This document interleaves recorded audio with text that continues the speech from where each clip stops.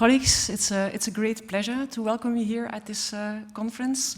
And the conference, as you know, is jointly organized by the Society of Ecological Restoration, also by the European Climate Infrastructure and Environment Executive Agency, and then also by 3 Horizon Europe projects, WildE, Wildcard, and also Rewrite. And I think it's a very timely moment to organize this meeting. We are now 7 months behind the actual adoption of the nature restoration law, when nature restoration law became into force.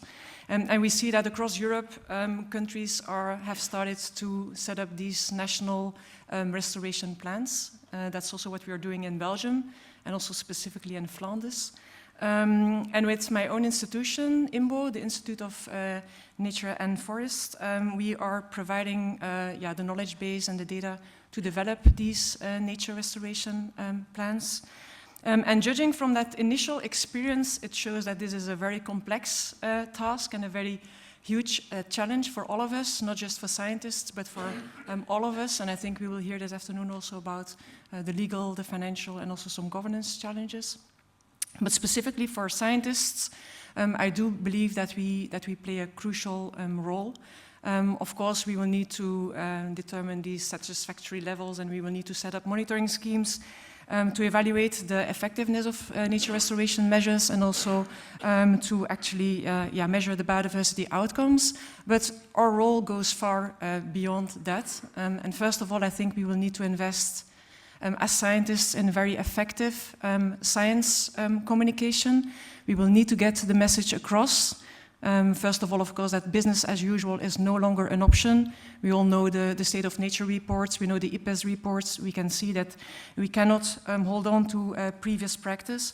And also, secondly, we need to get the message across, and I think Chris will be happy when I say that, yes, we can.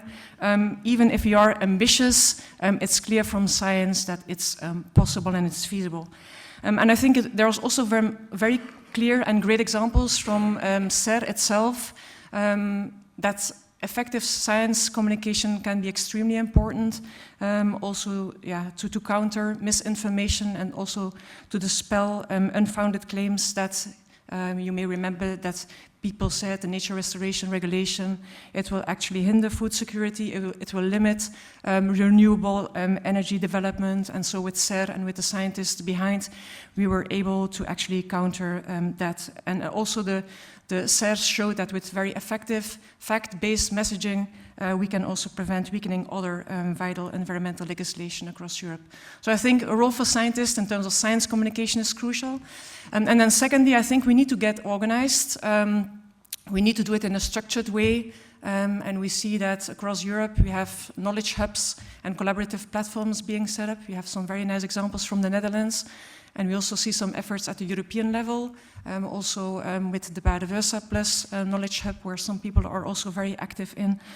So I think these kind of structured ways of collaborating between the scientific community with practitioners and also with policymakers will be instrumental. And then last but not least, we will also need societal buy-in, and I think science will play a crucial role in that too, to indeed push transformative change and to make the shift towards sustainable environmental restoration, and basically showing that restoration pays off.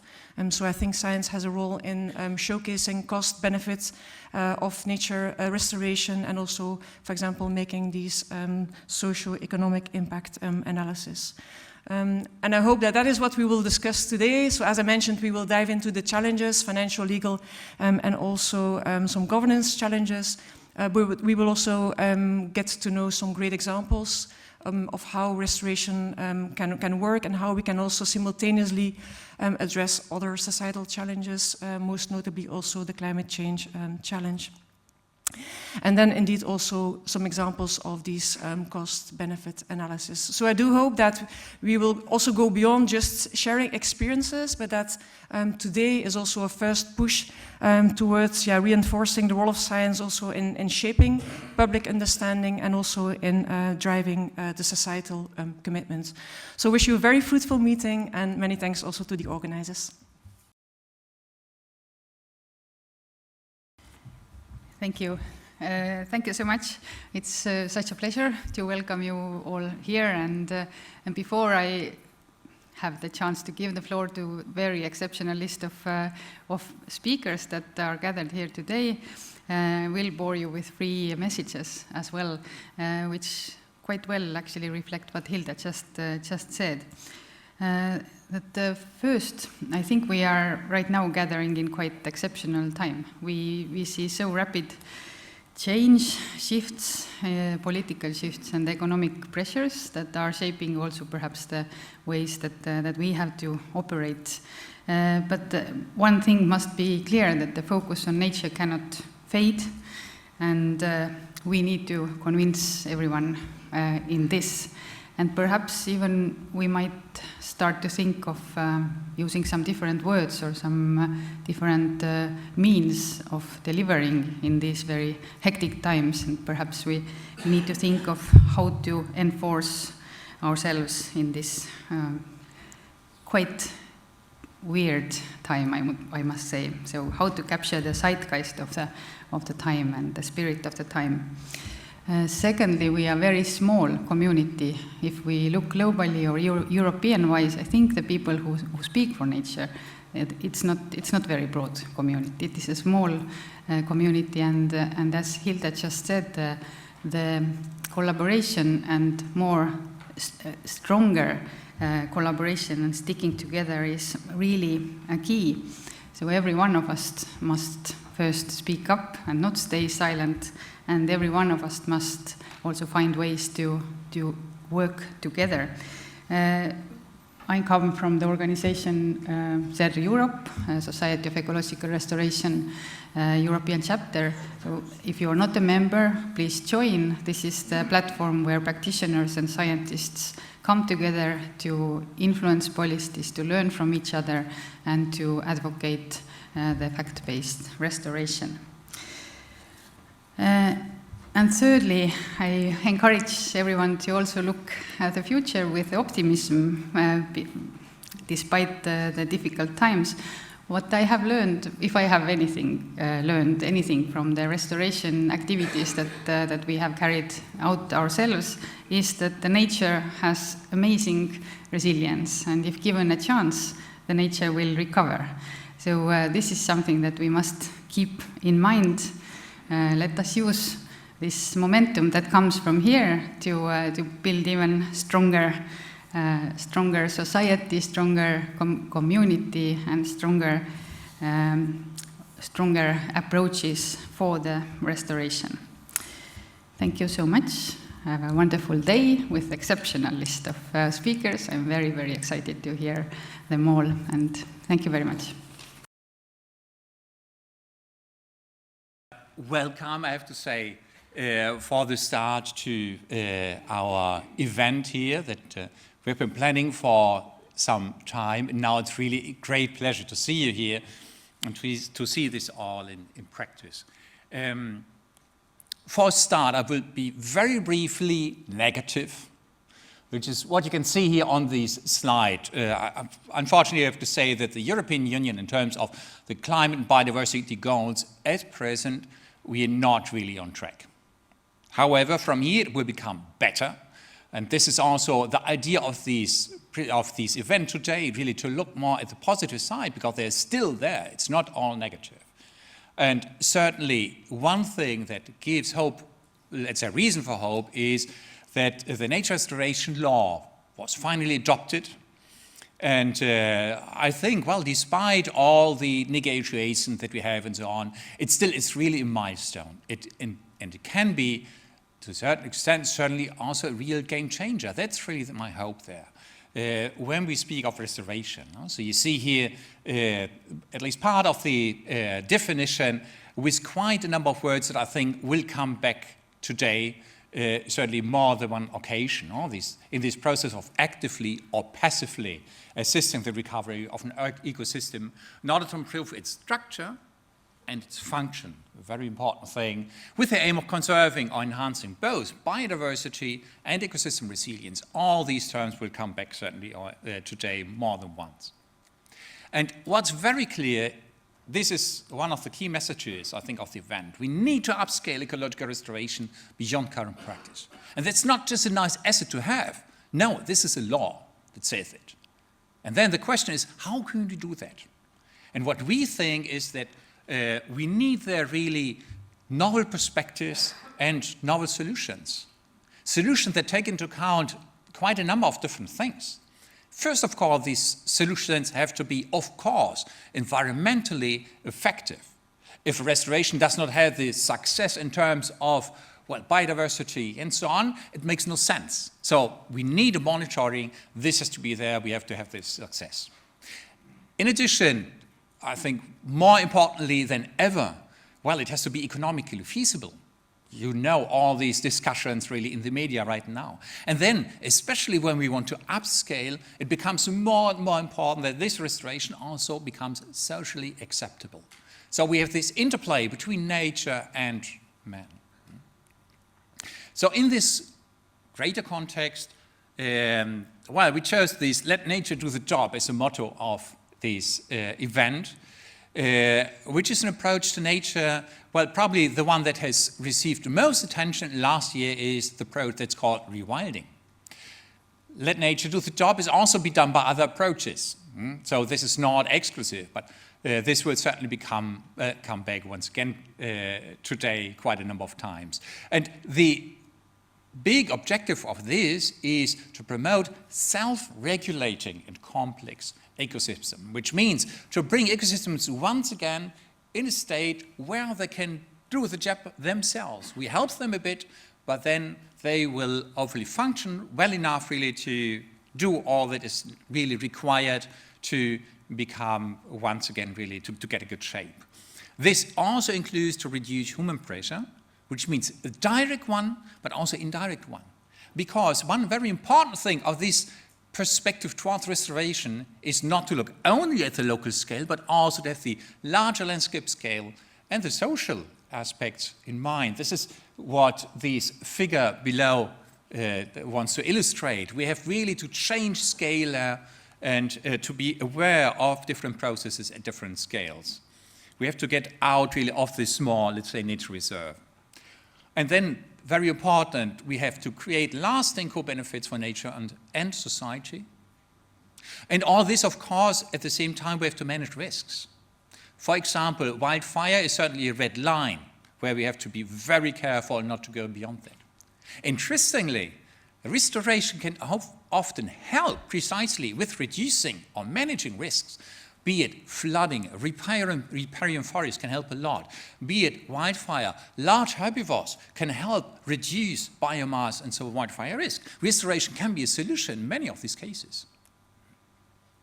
And so quickly, what we will speak of today, we will try really to integrate and treat them always, thinking them together, biodiversity, climate change mitigation, and climate change adaptation.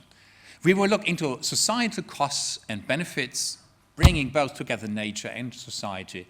And especially, but not only in the third session, we will look more closely at the barriers and also the levers for implementation. A little disclaimer. We will focus on contexts where nature can really do the job. There are other situations where this is not possible in highly transformed ecosystems. Perhaps there are other situations where this is not the very best solution. Today, the idea is really to look where and when can we implement this let nature do the job restoration. And also we will then focus on ecosystems where we have not only the question of biodiversity, but really this strong implication for climate change mitigation and adaptation. Quickly, how did we get here? At the very beginning, there was a research call of Horizon Europe. And then there were 3 projects. The WildD project, which is working on climate-smart rewilding in Europe. We have the Rewild project that's focusing on coastal rewilding. And we have the Wildcard project, who is looking at rewilding in the context of farmland abandonment, forest re-expansion, and pro-forestation. And we 3 projects came together and thought, well, we have to do something now in this situation where we are with the nature restoration law, the implementation, so we have to help there. And so we see strong support from the Society for Ecological Restoration in Europe and also from the European Commission in the form, let's say here in more particular senior, to develop this event together. We also received support, which I would like to acknowledge at this moment, of course from INBO, who invited us in this venue, which is really a great thing, as well as from Indra and from Opla, who helped with logistics, with communication. Yeah, and then finally, what can you expect here?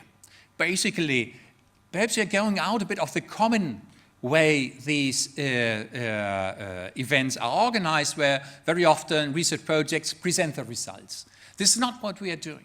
The projects here, we are hosts. We have invited people. We have invited really highly qualified, I would say leading European experts to speak here, to tell you about restoration where we are. Some of them are involved in the project. However, we have invited them here to speak on their own title, let's say.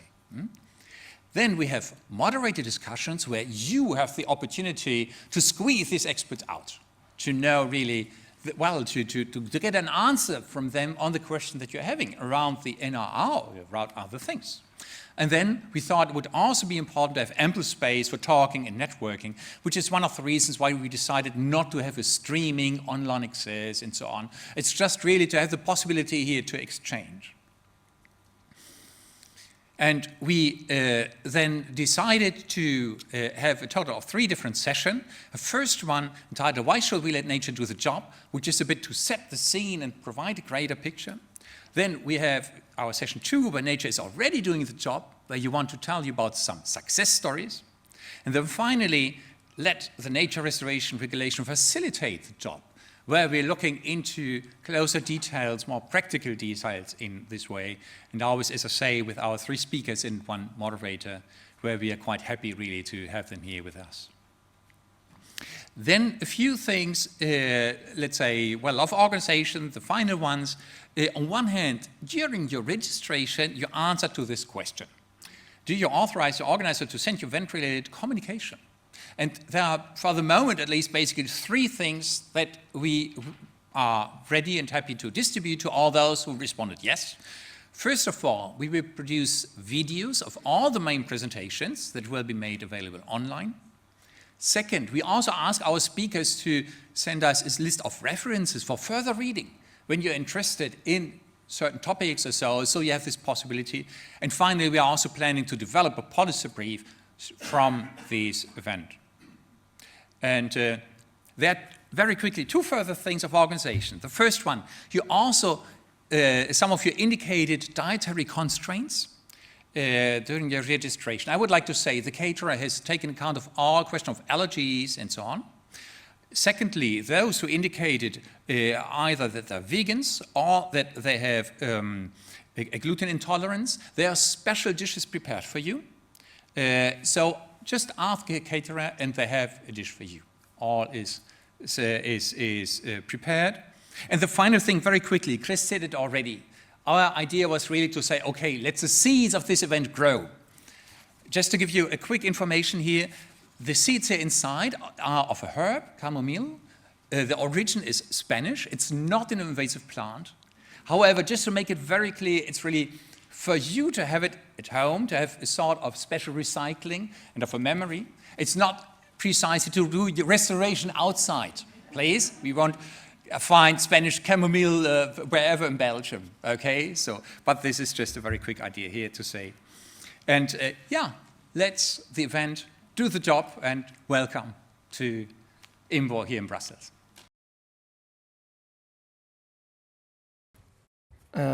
So good morning. It's really wonderful to be here and have an opportunity to participate in this discussion about how can we let nature do its job. And I wanted to start by looking back. And I wanted to say that the 20th century was an extraordinary century. It was really extraordinary in that the numbers are of the changes that we made to our planet are almost beyond comprehension. to feed a population that increased 4 times, we had to increase food production globally 5 times, from 1900 to 2015. Timber production also increased almost to the same amount of around 400% also. It's really extraordinary.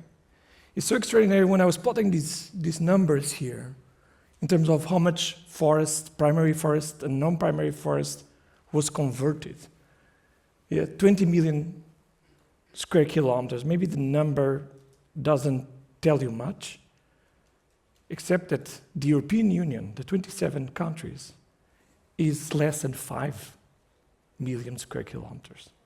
This is the kind of the scale of changes that we had in our planet in the last century. It's really, really extraordinary. And you can see this in terms of the achievement, feeding a population that increased 4 times. How did we do that? You know, if you're reading some of the books like The Population Bomb in the 1960s from Paul Ehrlich, you say, wow, this is the fight to feed the population bomb is over. There will be mass famine. And that didn't happen. We were able to kind of feed the world population. But this had huge costs. Biodiversity has been lost at unprecedented rates during the 20th century. Almost everywhere in our planet, biodiversity has been lost. By some estimates, we may have lost around 2% of the species on our planet. Well, that may sound a small number, except we're talking about a couple 100,000 species that took millions of years to evolve, and they are gone forever. And this also has consequences for ecosystem services. We messed up the nitrogen cycle beyond recognition. Yeah? We have nitrogen export from ecosystems to rivers, causing eutrophication all over the place. We're still having problems with pollination. Even the amount of ecosystem carbon has declined slightly over the last 20th century. So there's also negative consequences in terms of the benefits that we obtain from nature, the so-called ecosystem services. Now, there's a bit of hope for this century.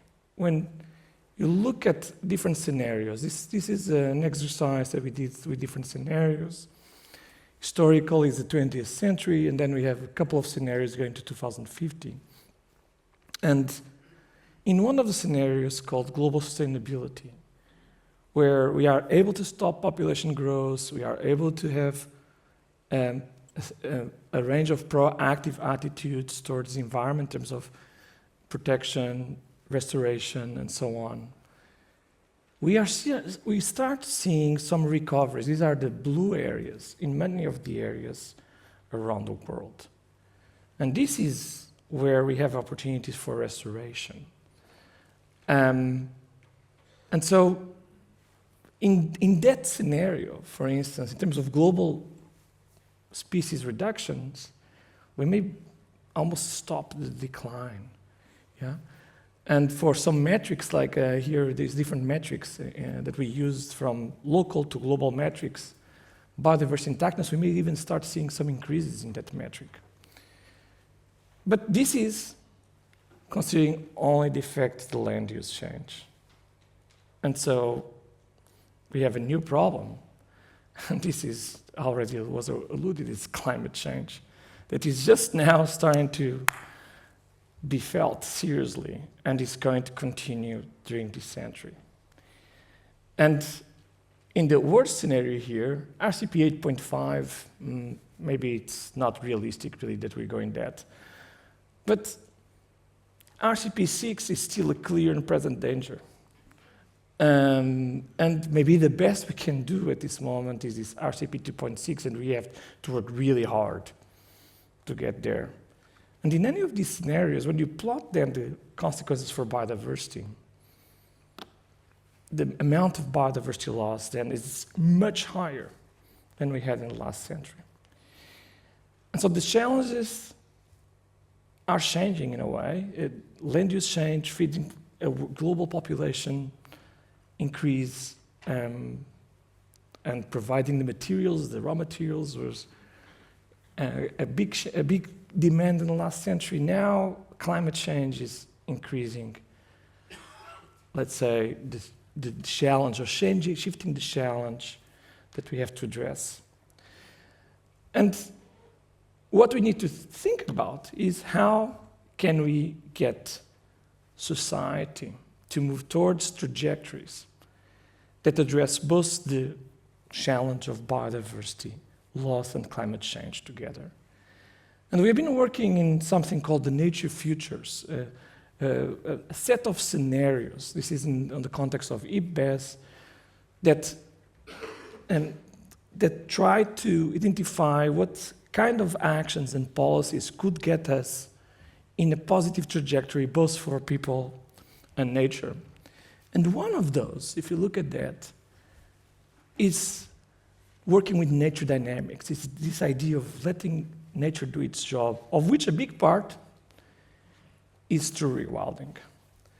And rewilding is this idea that if we restore key ecological processes, we increase the resilience of ecosystems, and that we don't need to manage nature everywhere. And the three key ecological processes that are addressed by rewilding are restoring connectivity, restoring dispersal, restoring trophic complexity. A lot of the landscapes that we have are empty of the large mammals, large carnivores, large herbivores, the large birds of prey. We need to bring those back. And restoring stochastic disturbances. We hate stochasticity. We hate things that we cannot predict. And nature needs those because those generate diversity, those restart the ecosystems. And there are many things we can do to restore each of these three aspects of ecosystems. We can create areas where we suppress hunting or fishing. We can remove dams, like it is anticipated in the EU biodiversity strategy. Remove roads or connect across roads. We can reduce human activities in some parts of the landscape. We can restore natural hydrological regimes, etc. There's many actions. And what we have started to look at recently in the context of the WildD project is how these actions also can help us address climate change. And so what we also have looked at is the societal support for rewilding. And we have done a survey recently across respondents, both in Germany and Poland. And we asked for these three aspects of rewilding: stochastic disturbances, dispersal, trophic complexity. If you compare the current state of the landscapes, and if you increase, let's say, the naturalness in each of these components, what is the willingness to pay to increase towards rewilding?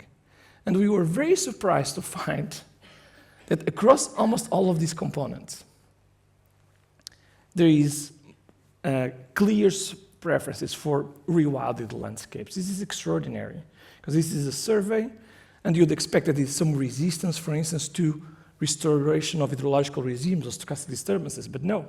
People prefer natural rivers to semi-natural rivers. People prefer natural forests to semi-natural forests.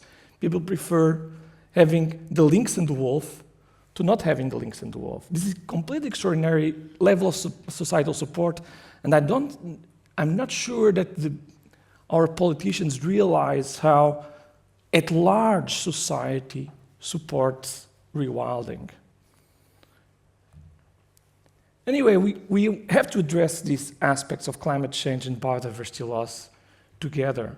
So we have started thinking about how we come up with a framework to address this in a way that we identify the actions and the places for those actions that address both the biodiversity loss and climate change.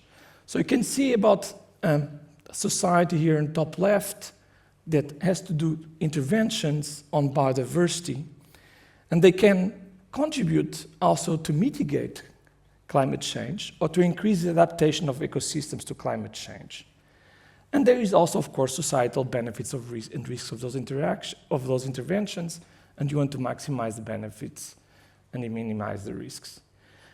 I'm going to show you in a couple of examples how we can apply this framework to look at areas where you get either greater climate mitigation or adaptation benefits, or you get more societal benefits and less risks. So first example, I want to look at maximizing the contribution to mitigation. So one of the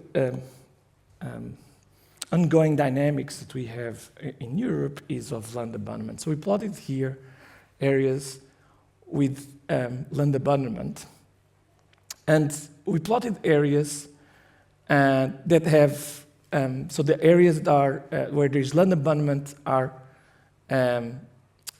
colored here. And we plotted this on top of climate velocity. And climate velocity is how much species have to move horizontally or north, let's say, for simplification, to keep up with climate change. In some areas, you have to move hundreds of kilometers per decade to keep up with the speed of climate change. And what you see here is that there are areas where there is abandonment, where there is very high climate change. Sorry, I wanted to go back. And those areas where you have very high climate change, those are the red areas, the areas where species have to move a lot to keep up with climate change. And there is some abandonment on those areas. And those areas are areas where you need to get green infrastructure protected or restore green infrastructure to allow animals to keep up and move, animals and plants to move with climate change. In blue are areas where you can see like climate change refuges. Climate change velocity is very low, but there is also abandonment. These are areas that are very important to protect in situ, because these are these areas, typically mountain areas, where you can just move locally in elevation and still be within your climatic niche. So this map highlights green infrastructure. We have to think about red areas where we have abandonment to promote green infrastructure restoration. Blue areas is areas where you have to think about having locally protected areas to protect these climate refuges. And all of these areas that are colored here in this map are going on abandonment, so there's an opportunity to do that in these areas. Sorry, I jumped here. The other thing, yeah. So this was the map on the climate change, speed, and the next map is on the climate change. Whoops, sorry. I think I have abandonment. Yeah. The next map is on areas where you have different carbon sequestration levels. So the red areas are areas with high net primary productivity, and blue areas with low primary productivity. And again, the colored areas are areas where there's abandonment, and the gray areas are areas where there's no abandonment.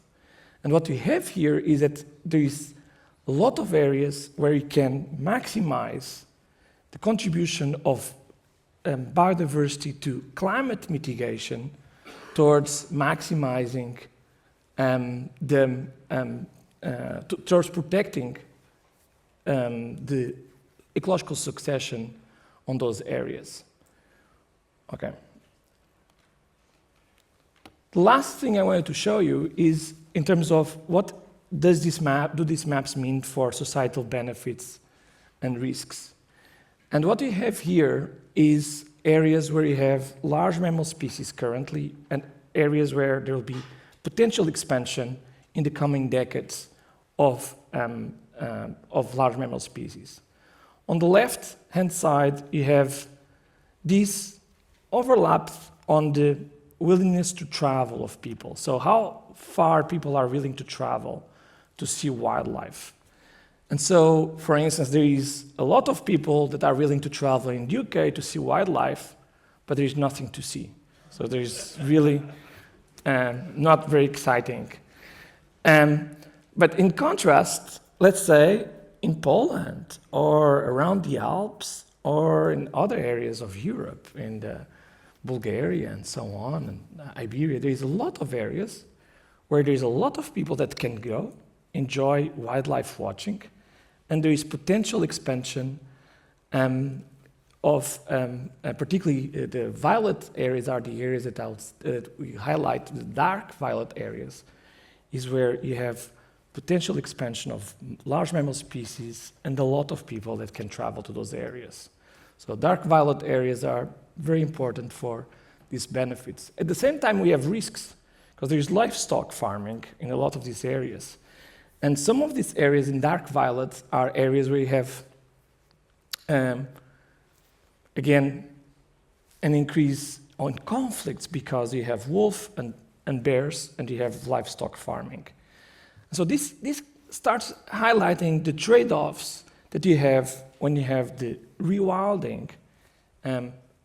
Yes, you can get some societal benefits, but there is also societal risks, and it starts identifying these areas.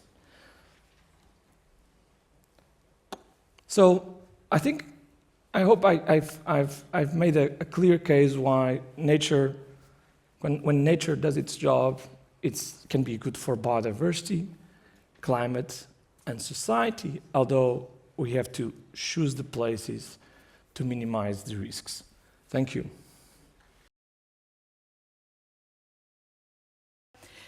As you mentioned, I'm a member of this advisory board. It's a relatively newly organization established 3 years ago and established in the climate law. So the climate law was the place that defined that there should be such an advisory board. So essentially we are 15 people from different disciplines, different countries, trying to guide politicians on what do we know from science in terms of how can we adapt to climate change and how can we mitigate climate change. This also means that we have only existed for 3 years, so we have not covered all aspects. And we have not made any report on nature restoration or let nature do the job. We have hinted at it at a few points, and this is what I will take point of departure in, but that also means that what I will say is largely my reflection on the work we have been doing and how this relates to the question of when nature can do the job. So just to declare, because when we speak on behalf of the board, we speak such that we are all saying the same, with 15 different disciplines. That, of course, means that there are a lot of very interesting discussions on how do we prioritize things. And what I take from this is then this more direct approach. And as you said, I'm an economist, so that also means that I have boring slides. Sorry for that. So the first slide here, Arndt actually asked me if it was a mistake because there's just one line. But what I would like to highlight with this one is that I had to choose what to talk about. I have got 15 minutes.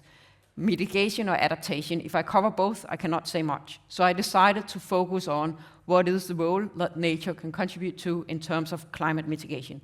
Not because it's more important, just to focus. So where are we in the policy sphere? And as was already said a few times, we are moving fast in terms of climate change. And if EU are to live up to the commitments, we came with an advice last year in the advisory board saying that we need a target in 2040 of 90 to 95% reduction. We do have, and which is already established in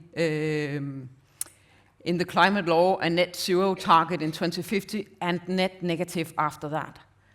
That means that we need removals, and nature is one way of doing removals. And you can say the technology that is most ready to use. Many of the technologies we have for or for carbon removals are not mature yet, or the environmental concerns are too big for us to be able to handle it now. So if we want to address and handle it, we need to have these removals on. So from that perspective, it's very obvious to look at what can nature contribute with. Unfortunately, it's going the wrong way because Europe's land-based sinks are declining. What you see here is the development in the land use and land use change in forestry sector. And you can see our target for just 2030, not very far away, is here. And it's not really going the right way because these numbers are getting up. They should not be. So that's of course a challenge, that we have a political target, but we are not reaching it. And one problem with this, that we are not reaching it, and why is that when we talk about carbon, as you know very, very well in natural ecosystems, it's not stored there forever. When climate politicians talk about carbon removals, they often talk about getting CO2 out of the atmosphere and storage underground so it's gone, right? We have solved the problem. But with nature, it's reversible. It can be that the stochasticity that Henrique was mentioning is causing that it fluctuates faster than our political cycle. It can be due to climate change itself that causes changes in the ecosystems, but it can also be due to intentional management, something that people want for or want not. So that means that the removals we have in the land use sector and in nature areas, they are temporary, because we cannot be sure that they are there forever, compared to if we store it in geological storage. It's still valuable. So I'm not saying we shouldn't go that way, but we need to acknowledge that they are not permanent, and we need them now, as I mentioned, because it is needed to avoid overshooting. It buys us time in terms of getting the other technologies working. But because they're not permanent, they're worth less, simply because we cannot be sure that they're there in the long run. What does that mean? Well, that of course depends on what it costs. So in the report we published here in February, we made a review of estimates from the scientific literature on what are the costs. And as you can see here to the right, there are, let's say, between 0 and 100 euros per ton of carbon. If we compare to the next technology, where we let plants grow and then we harvest them and burn them and capture the carbon and store it geologically, which is a permanent one, costs are much higher. So we might be able to live with that they are non-permanent because they seem to be also cheaper. But the table here also shows something else, because it shows that what is the potential? And of course there can be a lot of disagreement of what a potential is. That's also why we show intervals. So these are not us saying what the potential is. We have reviewed the literature and looked at what the different papers point at to be the potential within Europe. And it's actually not a lot. So I should probably have, let me see if I can go back. If I go back to this figure here, what you can see is that this is a scenario. There could be different scenarios that would lead us to our goal, but what you can clearly see is that if we want to be net negative, we need to have the removals, but we also need to reduce the mitigation potential. So it will not bring us there to solve the problem compared to where we are today around here, right? We cannot just let nature do the job. If the job is to mitigate climate change, nature cannot do it. It's simply not enough, but it can contribute. So that was Let me just see, sorry for the confusion here.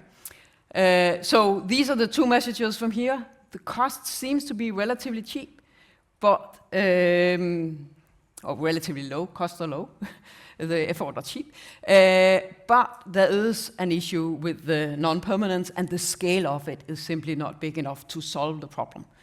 There are also a question, and Sven will talk much more about that later, namely in terms of how do we measure those costs? What do we include? Whose cost are we talking about?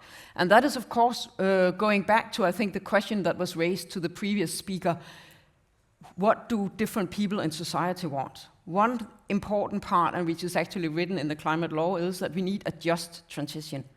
What is just in a society? That's something we need to consider. So whose cost are we talking about is really important to address in these aspects. So if we go back to what we in the advisory board said in the latest report we made on carbon removals, then we are basically saying, well, if we want to reach the goal and become net negative, we need a portfolio of removal strategies and or technologies, and the land use sector is one. We are also saying that because of the non-permanence in this one, that was not the point here. It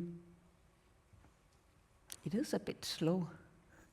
Because of the non-permanence element in it, we are also suggesting to actually keep it as separate targets.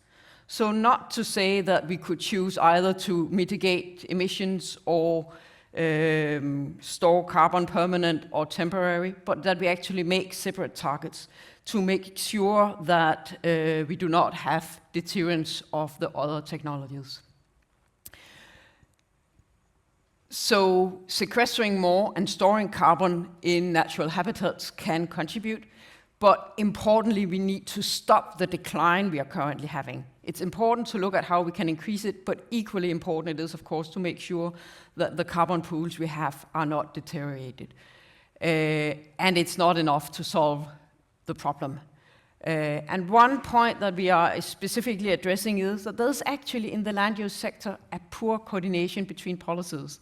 And this is where I think the nature restoration law that Arndt started out talking about becomes really interesting, and we also point at that in some of our reports. There is not a good coordination between the different EU policies. We could do better. Being an economist, is of course not surprising that I say, well, one way to handle that could be to have a pricing mechanism. That's not the same as saying a voluntary carbon market. A pricing mechanism can be something that incentivizes managers to actually manage the carbon pool. And manage can also be to let nature do the job. That's a choice. But we have to be careful not to destroy the things. They are non-permanent, I already said that. And going back to, can nature do the job? I think we have to define what the job is. And if the job is to use it for climate change mitigation, that's not the goal of nature. So nature does not have that as an opinion, right? So wilder does not automatically lead to larger things. At least not such that wilder is always better, but of course it depends on what we compare it to, and I hope to hear much more about that in the next session, where we'll talk about what experience do we actually have from this one.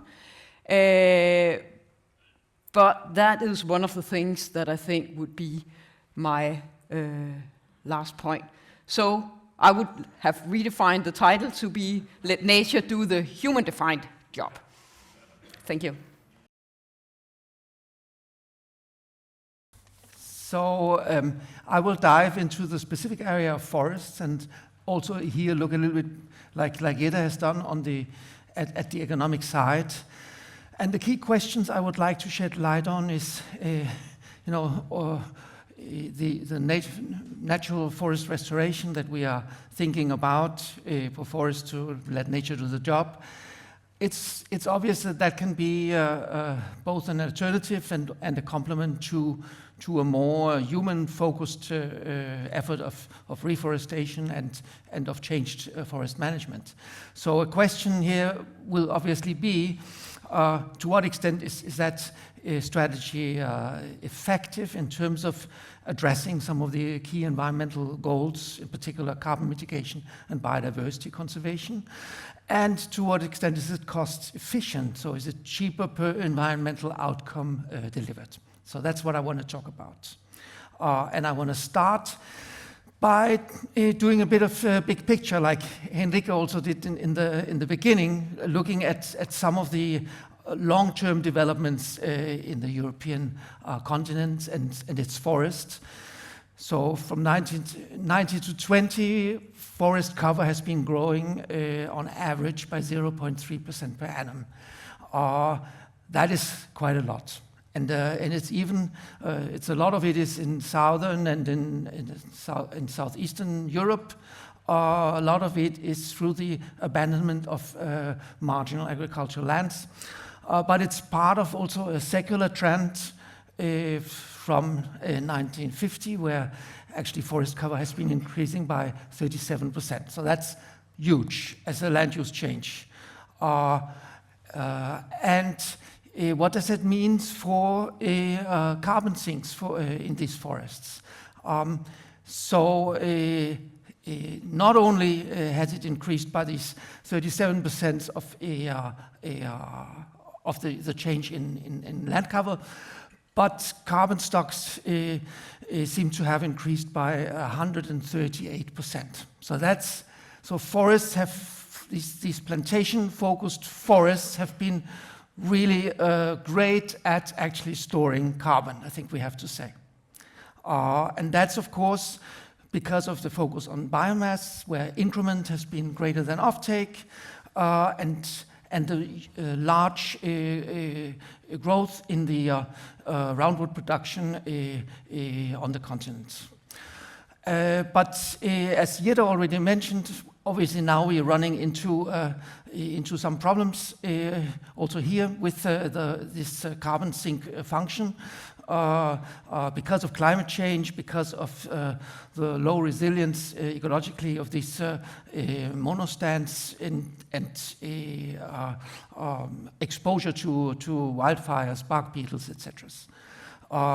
But also the, as Kelsey just mentioned, sort of the biofuel harvests that has been increasing. That's also a game changer for this carbon sink function.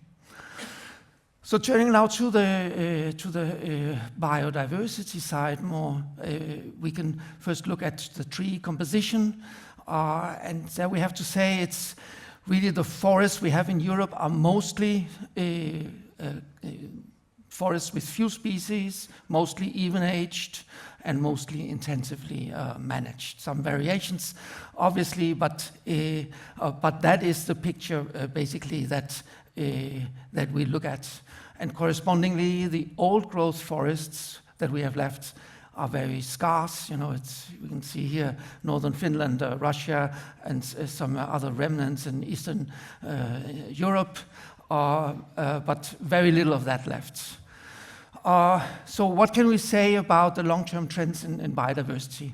That's quite a complex picture, because if we look at some of the more localized comparison of biodiversity over time, first, it will differ according to which indicator of biodiversity we are choosing, if abundance or richness or diversity. And there will be some transient trends often because of some of the disturbances and land use changes that are happening, for instance, in response to climate change adaptation.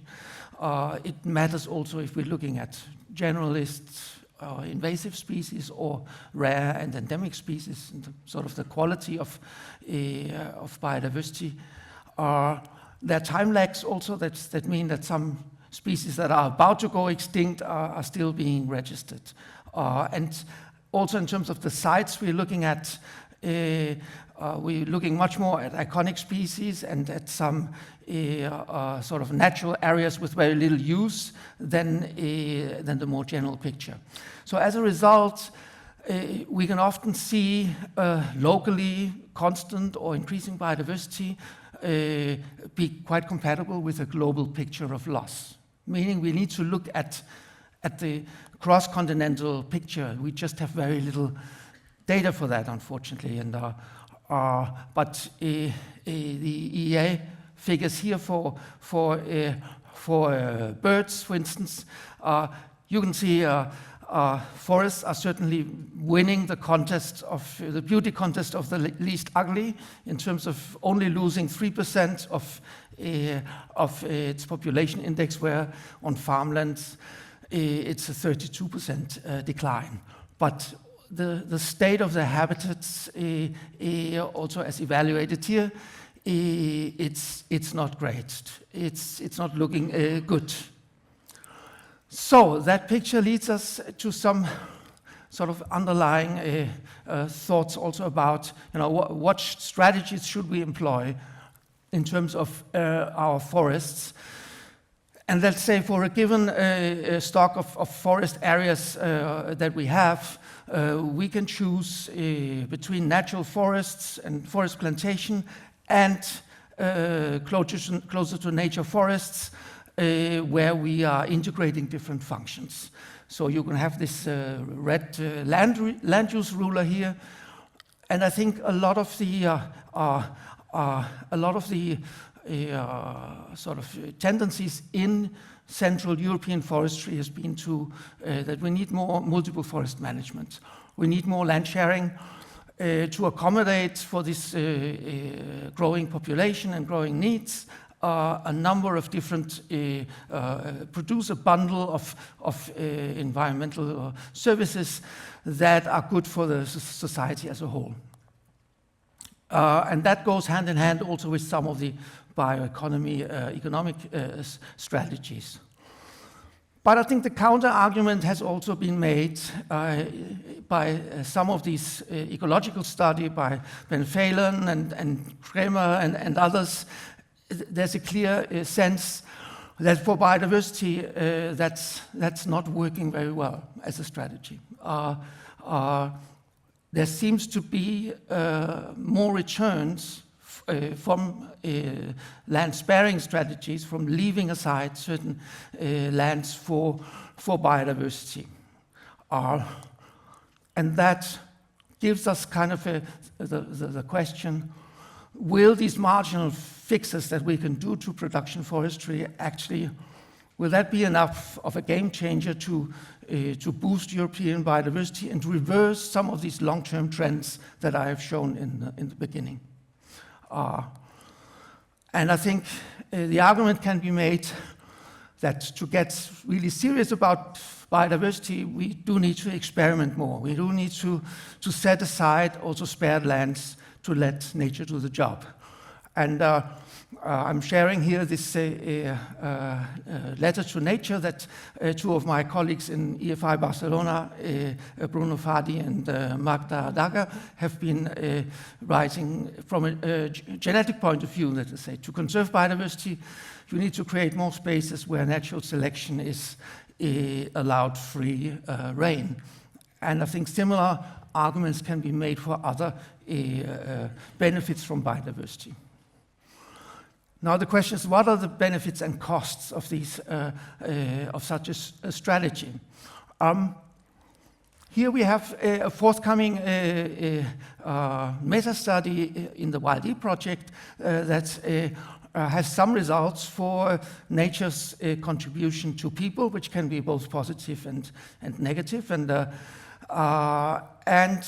for the different contribution categories, we can see for the material ones, that's where rewilding typically will lead to some losses.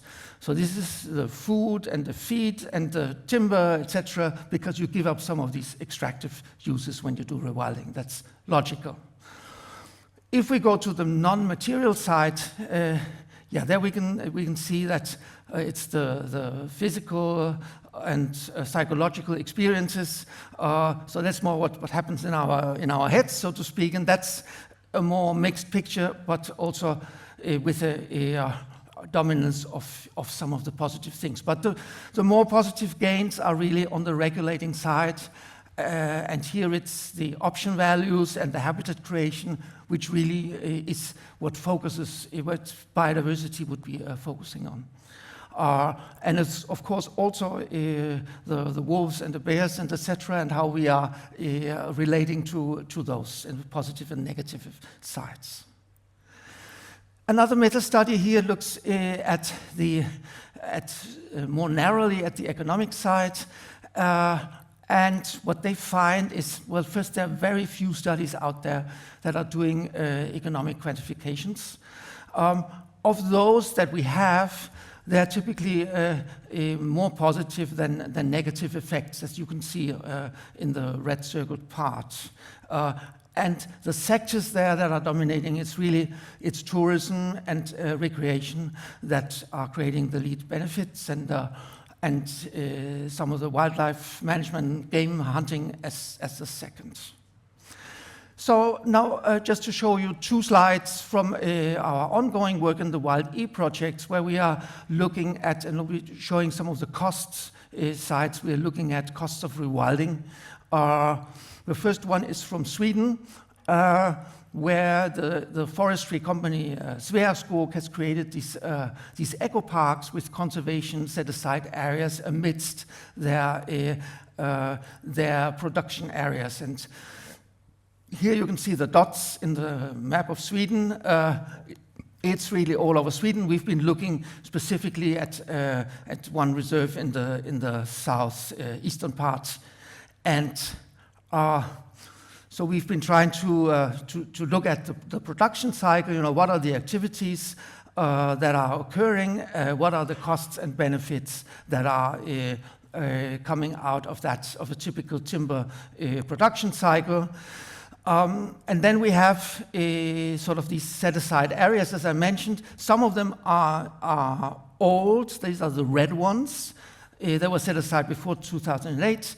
Some, the green ones after 2008, while the blue ones are the ones are under production. And you can see it's not a random selection. Huh? It's obviously that in terms of the age distribution, some of these previously set aside as are older, but also in terms of the stand index, sort of the timber potential, etc. Obviously, some of these areas that have been set aside, they are not as productive in the first place as the production forest. So there, that means also, if we think about, you know, what are the real costs to Sveaskog or to society or whatever we want to look at, then these opportunity costs of conserving these areas and not timber harvesting them, they are quite a lot bigger in the production forest where we continue than those that have been set aside, meaning that it's a positive in terms of estimating the opportunity costs. The second slide, very briefly, on Hilde's report has been mentioned, and Wouter will be saying much more about that later on, the floodplain rewilding in the Dutch part of the Rhine Delta, and what we've been trying to look at some of the costs here and how they distribute over time. And the remarks I want to make is, first, it's very different from the Swedish case because we have obviously Holland that is much more densely populated, so we have multi-stakeholders and multiple categories of costs that we need to look at. We have some important initial upfront conversion costs back to nature. We have certainly the low current management costs that we should expect, and we have recurrent agricultural profits that we need to take into account as opportunity costs. So we know little about Europe. We know much more from the global south about natural restoration costs. And on the left-hand side, I put some of the estimates. There's also by Jonah Bush has been made an effort to kind of model and map some of these costs of natural restoration and human reforestation. And what we can say is that natural forest regeneration is slower, but it is like 1 to 2 magnitudes cheaper than human reforestation. So that's an important takeaway point, I think. So in terms of what can we do to support this process from society, from payments for environmental services, that's a monetary factor where we put a lot of money currently into the agri-environment. What if we distributed more of that to forestry? There's a lot of arguments for that. And what I'm saying here is there's even more argument for actually also putting some more of it into natural restoration as part of a common agricultural policy reform. Takeaway lessons, my last slide. So we were talking about forests, letting nature do the job there. It may deliver some long-term biodiversity benefits in particular. I think that's what we should keep in mind. And it may do so in a cheaper way and alleviate some public budgets also. I think there is preliminary evidence from Europe, but also from the tropics, that nature can deliver on this promise. But sometimes also actually enabling nature to do so in the first place after some heavy disturbances, it may be challenging and or expensive. So a bit like Jette, I would say it's a great compliment. It will not be a panacea everywhere. And I think public payments for environmental services to subsidize this natural restoration from from marginal farmland could be an important factor. And actually, Henrique already 10 years ago brought up that idea. And I think we have from the US Conservation Reserve Program, there we actually have a program of that type that has been operating for decades where we can learn lots of stuff. I think it will require a change of mindset and certainly some political will in Europe and its member states. Thank you very much. Thank you so much for the introduction and for inviting me.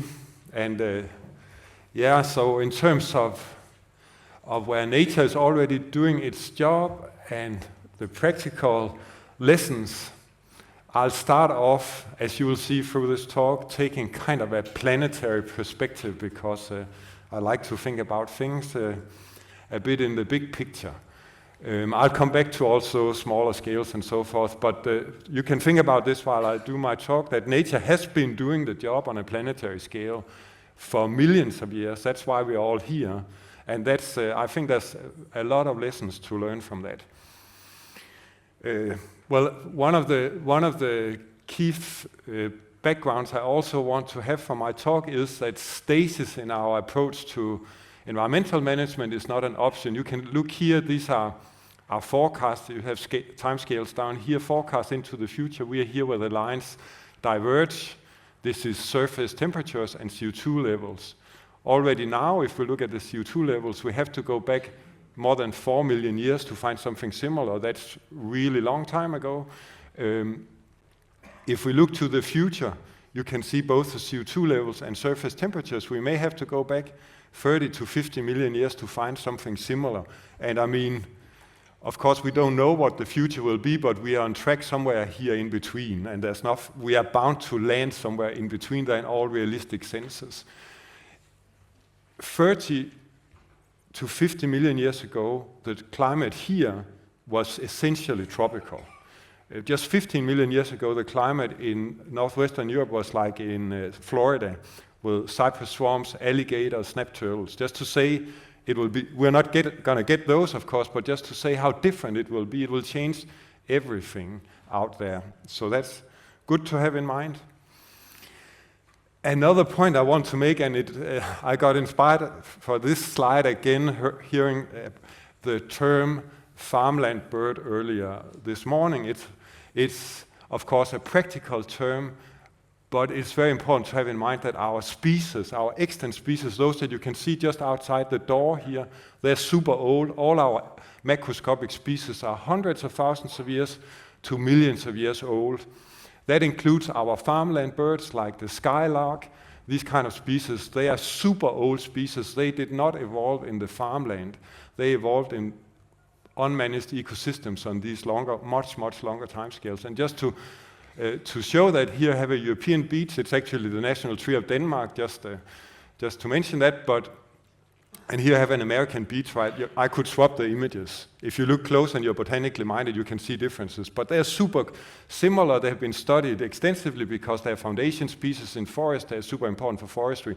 They're essentially ecologically identical. They split out 10 million years ago. So living like a beech tree, that goes more than 10 million years back, because, of course, it's not just the species that are old, but their functional adaptations are even older. Like most of our functional adaptations don't belong to our species. Lots of them belong to the Homo lineage, or being a primate, or being a mammal, and it's the same for all the other species. So the adaptations are super old, even older than the already old species. And some key lessons to think about here is that the current extant species, they have evolved when there was 100% planetary space for biodiversity. So 100% area for nature, big areas in wild unmanaged ecosystems, not in farmlands of any kind. And in ecosystems where there's undegraded biota. I'll come back to what I have in mind there. And then also a positive news is, if you look over these timescales, as you could see if you were quick on the previous slide, climate has certainly not been static. Lots of crazy stuff has happened with the climate. And that has, on the one side, caused some extinctions, but lots of species have also survived through. So it's the good news also that our species are not super adapted to very stable climate. They have pulled through a lot of really extreme climatic change as well. In terms of undegraded biota, a key element here is that our current large faunas, as we usually think about them, even in rewilding contexts, are super unusual. What we see most places in wild areas, or just in any kind of nature in Europe, is large animals would be like a roe deer, if you're lucky, red deer, fallow deer, something like that, and that's the same throughout most of the world. That's what you have in your more intact nature. But that's really super unusual in an evolutionary sense. If we just go back a few thousand years or more, this is typical for all over the planet. This is the typical situation. And you can just go into a national museum in any Central or Southern European country, for example, and you can see this. This was what was typical until very recently. And it's also very clear on the one side that we actually have to go back more than 30 million years before that was typical. It's super recent, and then you have to go back really far, where you basically have the legacies of the big catastrophe that exterminated the dinosaurs, and mammals took time to become big again. You have to go that far back to find something similar. And it's also super clear that this is a human-caused situation. But that's where we are. There's lots of theory, lots of empirical work that makes us, that causes us to know that this has very strong implications for how ecosystems work in terms of affecting biotic interactions such as seed dispersal. Obviously, vegetation consumption, when you remove the large herbivores, affects vegetation structure, affects fire regimes.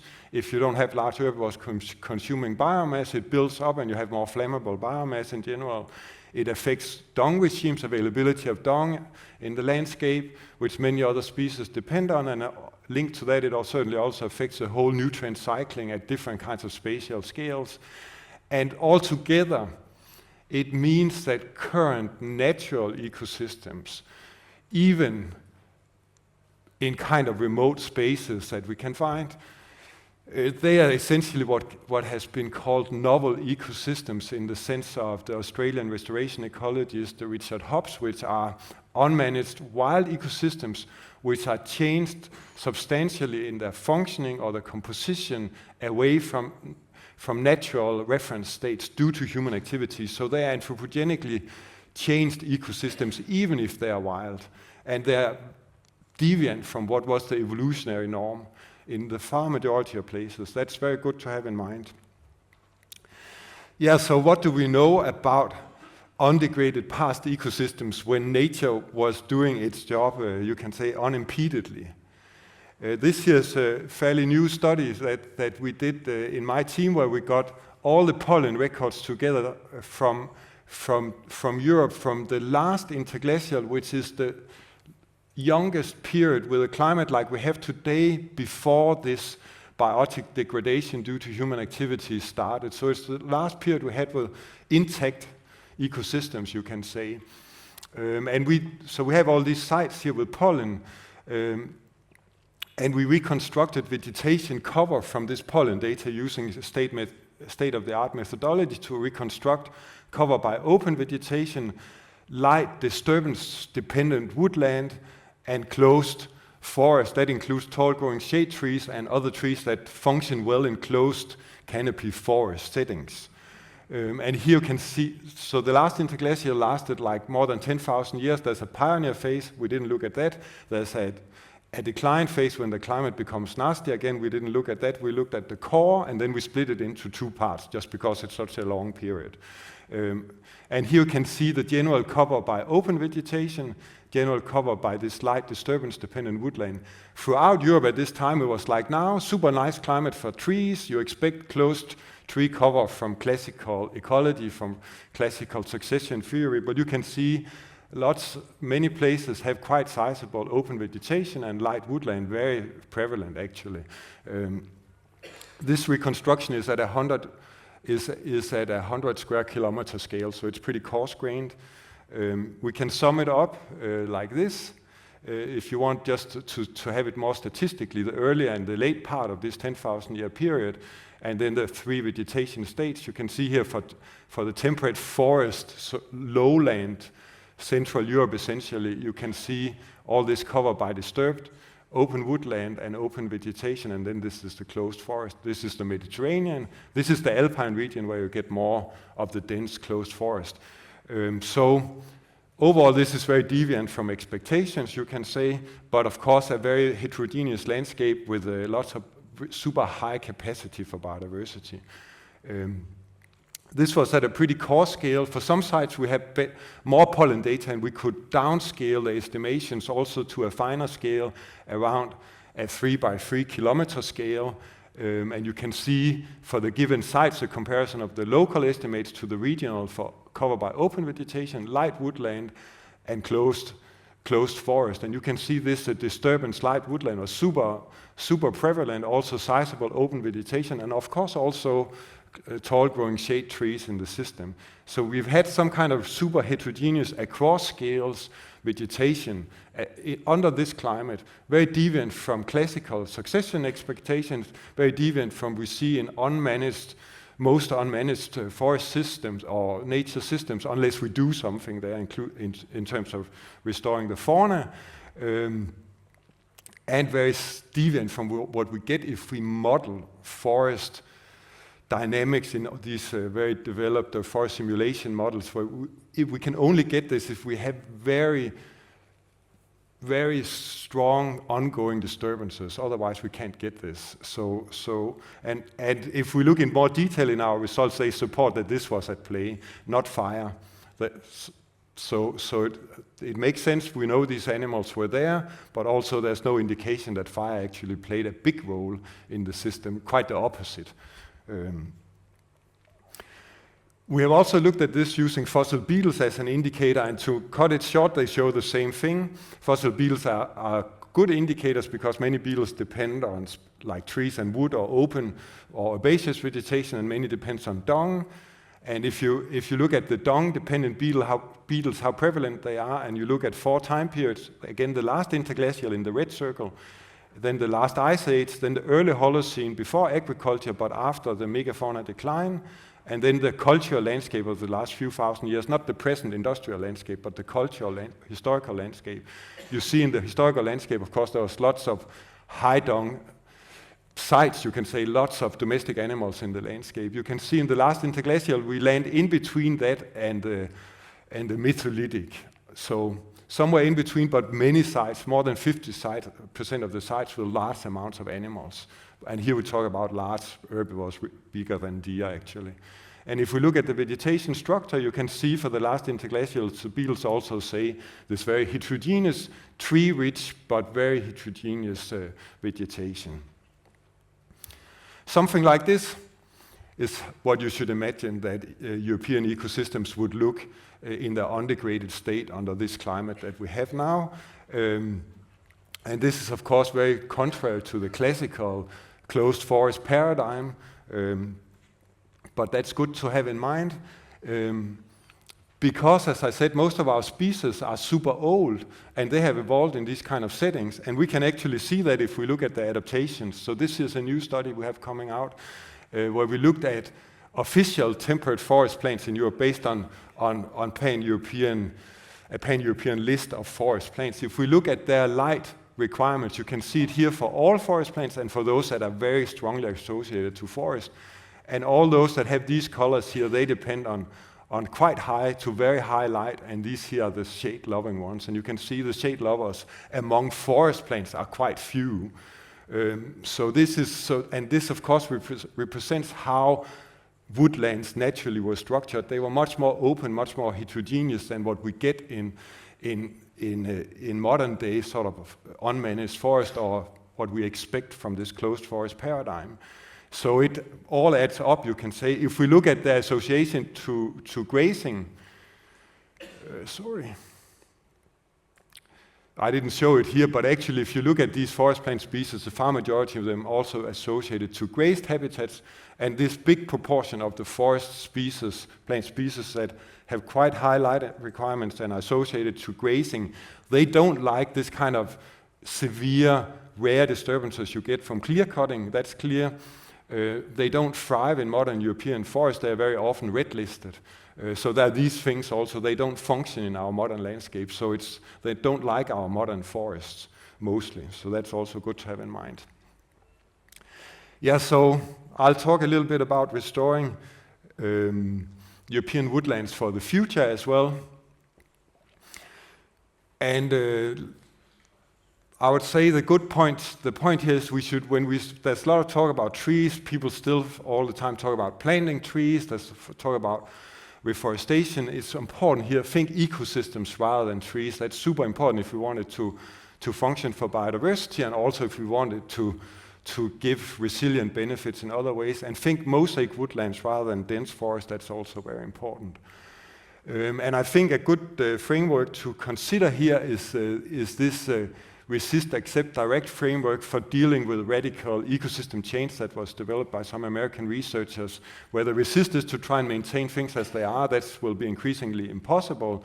Accept is just let go, let's see what happens. That will often give unwanted outcomes. And the direct is to accept the change, but try and make it work as well as possible. At the same time, I also want to just highlight that diversity at the species level and at the structural level is very important for both resilience and biodiversity. This is a meta-analysis where they looked at environmental heterogeneity and its importance for biodiversity. If there was no importance, you would be here. And this is a positive in general, but vegetation heterogeneity is super important in general for biodiversity. That's a good lesson to have in mind. And in my opinion, a very important solution here is really rewilding, and you can define it like this: restoration to promote self-regulating complex ecosystems through restoring these non-human ecological factors and reducing the human pressures on the other side. And it involves these things that Henrique and others already talked about, including the trophic complexity. And some of the key points here is that it's based on general mechanisms. It's also expected to work in the future. It's not focused on fixed states. It's based on autonomous processes, and we expect it to scale up because natural processes via spontaneous population growth and expansion will scale up inherently. Even like elephants can quite quickly get into population explosion and fill up any space you allow them to be in. So that's very good to have in mind on a practical perspective. And the aspect on trophic complexity is what we also call trophic rewilding, to just have a clear focus on that. And the key idea here is that we have these different guilds of large animals, large carnivores, medium carnivores, very large herbivores, and the meso-herbivores we usually have around. They interact, they generate a range of processes. The bigger have the more impact here, as you can see on the arrows: browsing, grazing, nutrient and seed dispersal, carbon pool diversification, so specialized biotic materials, living bodies, dead bodies, dung, and non-trophic disturbances, or erosion, if you will. And these things, on the one side, the dispersal itself and the generation of heterogeneity that these processes create are two general mechanisms that promote biodiversity at local and landscape scales in the present conditions, and will also do so in the future conditions. And we know, and this is completely counter to what we see happening in European nature. This is a study we did based on satellite work for natural and semi-natural areas in Europe, and all the green areas were undergoing vegetation densification, woody expansion and other densification from 2001 to 2015, which very strongly has to do with this absent large herbivores in most cases in functional densities. New work in the Wild E project shows that this trend continues, so that's what happens when we don't do anything. And this is obviously a problem. There's lots of empirical evidence from across Europe now that if we restore large herbivores, they can counteract this. This is a nice study from Biodiversity where they show that where the bison used the meadows that are inside the Biodiversity forest more, they suffer less of this woody encroachment that otherwise is a problem there. So it's just one case, but there's many cases that this works in practice in European ecosystems today if we allow. Yeah, so just to sum up, the historical context is that European woodlands have evolved as these very heterogeneous ecosystems with rich megafaunas for millions of years, and this functionality has been compromised by human impacts over the last 50,000 years. Current climate is creating unprecedented ecological condition, and we are seeing also, due to the defaunation, this vegetation densification happening all over. We also have other dysfunctions, like lacking dispersal is also highlighted, lacking carcasses, lacking dung. If we take trophic rewilding as a direct approach to restoration, we can overcome a lot of this and promote functional ecosystems in the present day and also under future climates. Of course, we can make it go so bad that nothing will work, right? But we can make it work under many circumstances if we think about this. And the key here is to scale up and upgrade space for nature via this kind of approach to boost biodiversity. Of course, this is key, but also to have resilient mitigation, as was mentioned. Land use-based climate mitigation is essentially temporary, but it's important to make the pools resilient, and you get that via having diverse ecosystems, heterogeneous ecosystems. They are, based on first principles, expected to be more resilient to future stressors. Yes, and focus on self-regulating dynamic systems rather than fixed states. Yes, thank you for your attention.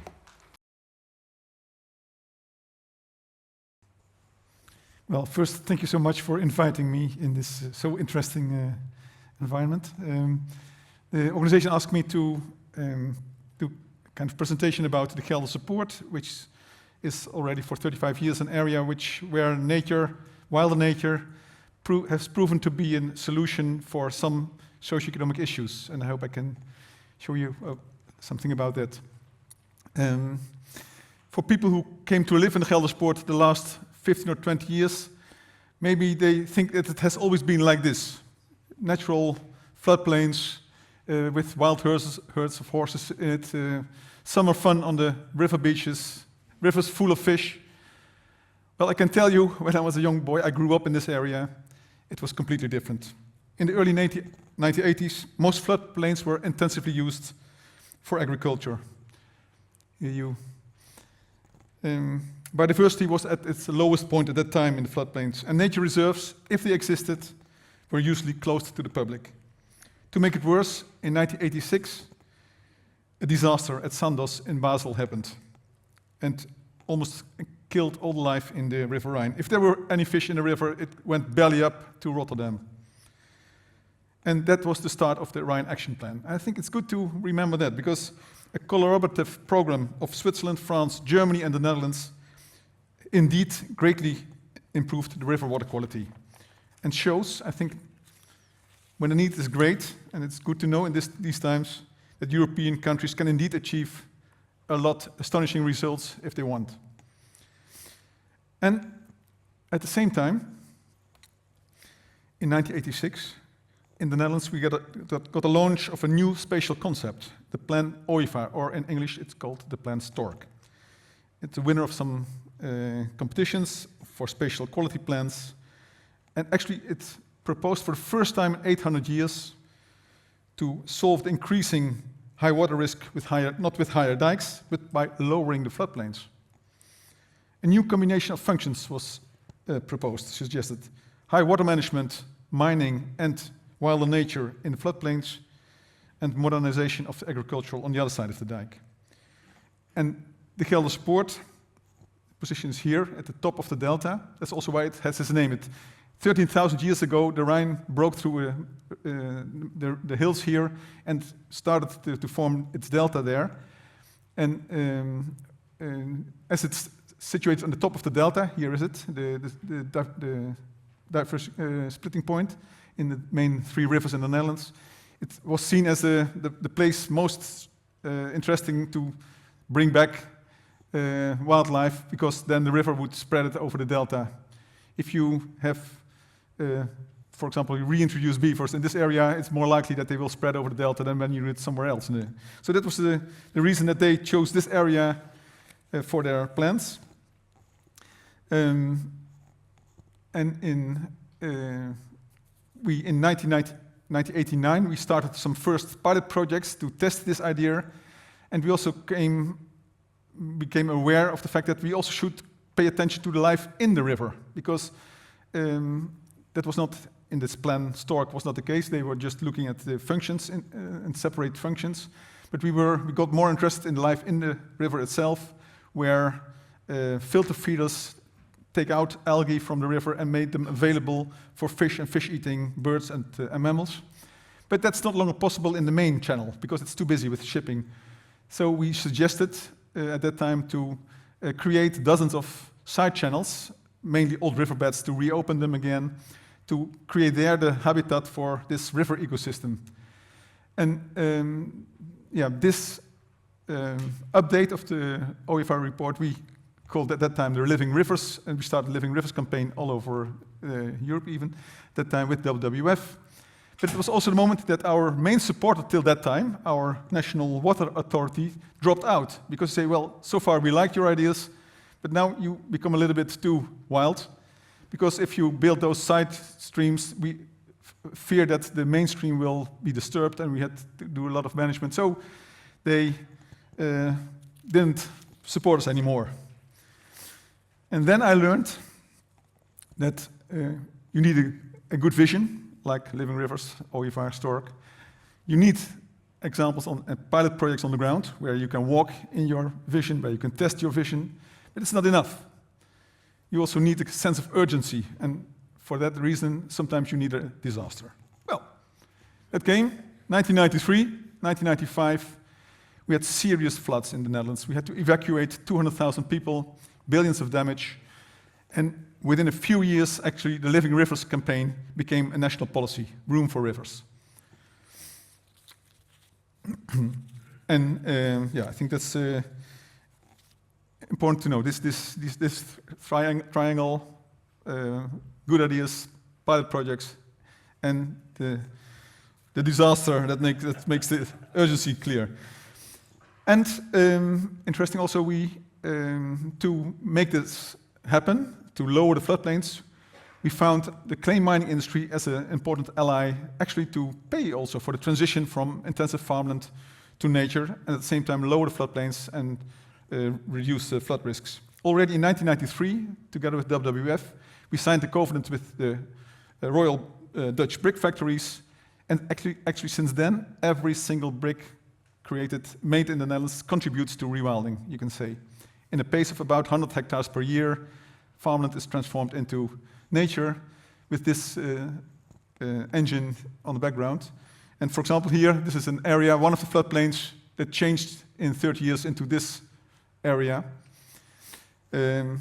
and it's good if you don't live in an area in a delta, good to understand that clay actually is a renewable resource in our country. Actually, we have 1.5 times more clay sedimentation every year than we need for our buildings in the Netherlands. So it's continuously available, and yeah, wise to use it in this way, I think. Anyway, after clay extraction, ecological processes will shape the landscape. That's the idea. So first, abiotic processes like water, wind, erosion, sedimentation will start the main structures, and then on top of that, we bring in, well, the key species Jens already mentioned, large herbivores, horses, cattle, in some places deer, bison, and beaver, to do the fine-tuning in the landscape. We reintroduced conic horses from Poland, Galloway cattle from Scotland at that time, beaver from eastern Germany. It was all not there in the late 80s and early 90s. And the result was actually an explosion of life. So the big picture shows a cornfield after 10 years.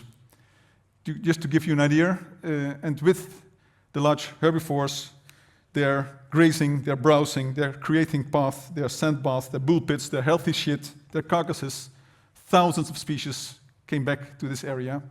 And this is only the terrestrial part. The same happened in the more aquatic habitats in these floodplains. But, and that's of course where my presentation should focus on, the socioeconomic impact. Maybe the reason that this approach was so supported was that we also, from the beginning,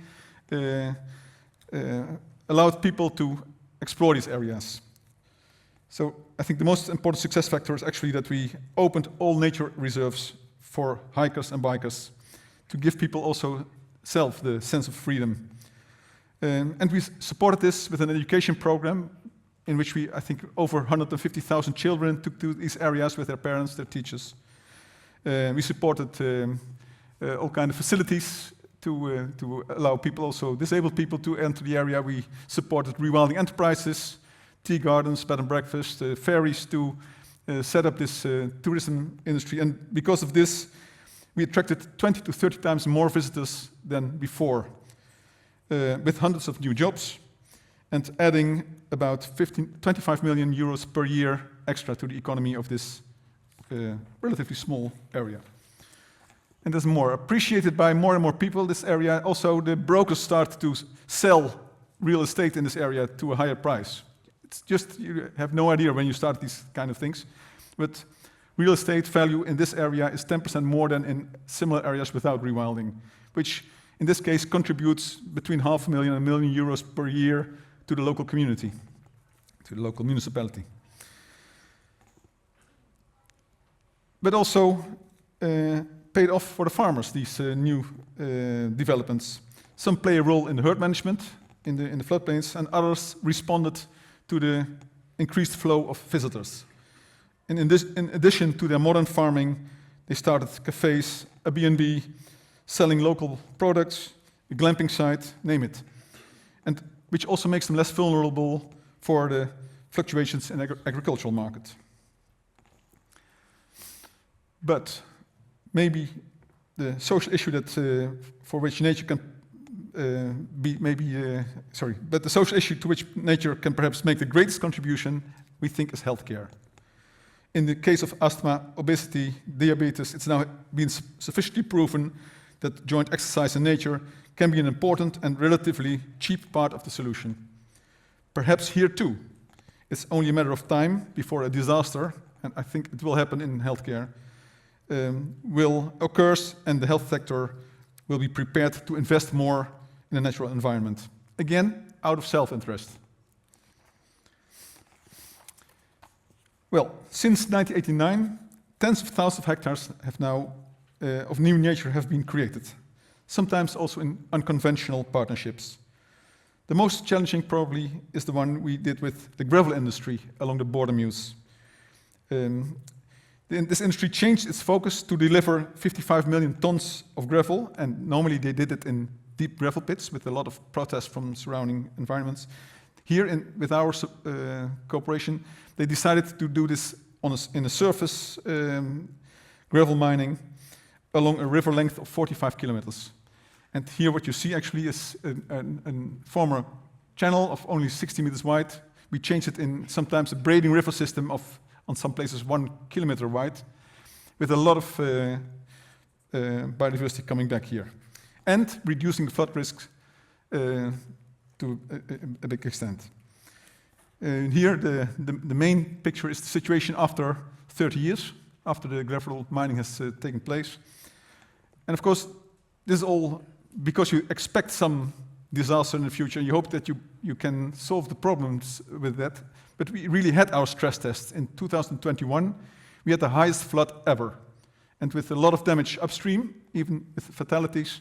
But in this specific area of 45 kilometers with hundreds of millions of damage 30 years ago, there was no damage at all now. So it has proven itself, this approach, that here nature can do the job where in the past technical solutions didn't work. In the meantime, by the way, the city of Nijmegen, on the edge of the Gelderse and headquarters of Rewilding Europe, and which was actually a bottleneck in the flood risk management in the Gelderse, had applied our natural principles in its own city center by solving the high water problem with the second river and 4 new bridges. And doing this, they were rewarded with the title of Rewilding Europe Capital, European Green Capital in 2018. Well, it's interesting. Between cities like Stockholm and Hamburg and Valencia, that this small town became this title because of its progressive approach and applying of rewilding principles actually in the heart of the city and solving its problem in a very attractive way. And I hope, actually, because I like also the word green capital, I hope with my presentation I have explained that green capital is in many senses, many ways, in different meanings makes sense. Anyway, to close my presentation, I think this figure more or less symbolizes what we are doing. You can also say maybe it's kind of the DNA of the rewilding movement. You could say after several thousands of years of unraveling, we are now again weaving complex ecosystems into a modern context for the benefit of both nature and society. And I think nature should not longer be seen as a weak function that must be protected at high cost, but as a powerful partner that helps us building a stronger and more resilient society and economy. Thank you. Thank you very much. So it's absolutely a delight to be here today. I spent 12 years in Belgium at a European school, and so the European Union and Belgium have had a lot of a role to play in my young life. I'm now at Trinity College and have decided today to kind of open your eyes a little bit to a much, much more dynamic space, arguably, than even some of the spaces we've heard about here and the river environment, and that is the coast. And there's a couple of initiatives at Trinity that you might be interested in. One is the Climate Co-Centre, which is trying to address research in the UK and Ireland and beyond that links biodiversity, climate and water issues together. And then we have the Nature Plus group in Trinity, which is trying to really find solutions for a more kind of sustainable approach into the future. And two EU projects there worth noting.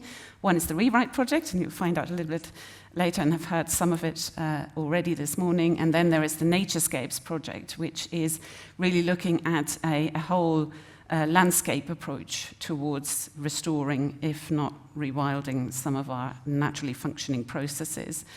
And for me, there are two reports that kind of simulated a lot of the thinking that you will see today. One is the Managing the Land in a Changing Climate report that came out while I was still in the UK, before Brexit. And then there is another, which is the Saltmarsh Restoration Handbook, into which I was invited to contribute, which is a UK and Ireland collaboration, which I was delighted to provide some input into after Brexit, after I'd moved to Dublin from the UK. So the key thing about coastal environments is that they are really difficult to define. So if I ask you to look at this aerial sentinel image here, some of you might guess where this is. Pardon? Venice, yeah, absolutely. So we have really the question as to where does the coast stop and where does the land start on the landward side here, if we are to approach this space in a rewilding or restoration context. And then, of course, on the marine side, where does the coast stop and where does the marine start, right? And we have much legislation now that is marine in outlook and much legislation that is terrestrial in outlook. We have very, very few pieces of legislation that really recognize this connecting space in the middle. And of course, the larger your time horizon, the wider you have to cast your spatial vision. Because arguably all of the rivers that flow down into Venice Lagoon here, originate, not arguably, they do originate on higher ground. And so whatever you do in terms of restoration upstream will absolutely have implications for the success of restoration downstream and at the coast. So the coast, I would say, is a connecting zone. And we have to adapt our governance frameworks and our legislative frameworks to recognize that. And this is really important. It fulfills in this connecting role a role of connecting interdependent systems. These systems are very, very complex. They are open, and they are highly dynamic. So in the bottom right here, you can see a couple of storm surge impacts on a relatively natural dune feature on the east coast of the UK. These kinds of changes happen within the order of a few days. And on the bottom left here, you can see a coastal spit grow. And it grows visibly if you animate aerial photography in a 5-10 year timescale. And I didn't have time to put a slide in here on this, but in Dublin Bay, for example, where I now live, in the South Bay, we have a coastal spit like this that has emerged in recent years, over the last 10, 15 years, that is now protecting a critical piece of national infrastructure, which is the railway line, the commuter railway line in Dublin. So we have a complex environment that we cannot necessarily predict. And I would say it's so complex that, in fact, we have an unpredictable set of factors that determine unpredictable outcomes. And that provides a massive challenge for restoring coastal areas. And that is the case not least because a lot of what happens at the coast depends on meteorology. Okay, and who can predict the weather for more than the next 5 days? We can't, and we certainly can't predict the successive occurrence of storms and their chronology. So when you inundate the coastal zone during a storm surge or even during a normal high tide and the water comes in over a tidal landscape, you will see a lot of different factors that influence what impact that has on ecosystems. So for a start, we have waves and tidal surges and meteorological surges that determine the height of the water level over long periods of time.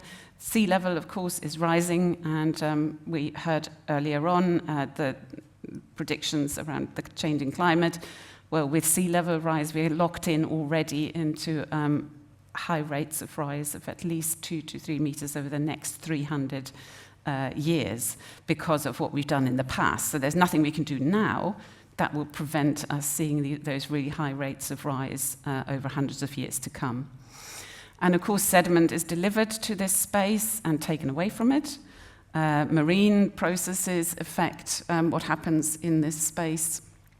And down here, and we have humans up here that are a critical factor in influencing what happens in this space. And with respect to humans, I think the real problem we've put ourselves into is that we have put a lot of pressure on the space in which these other processes can unfold and create what we might call a functioning coastal ecosystem.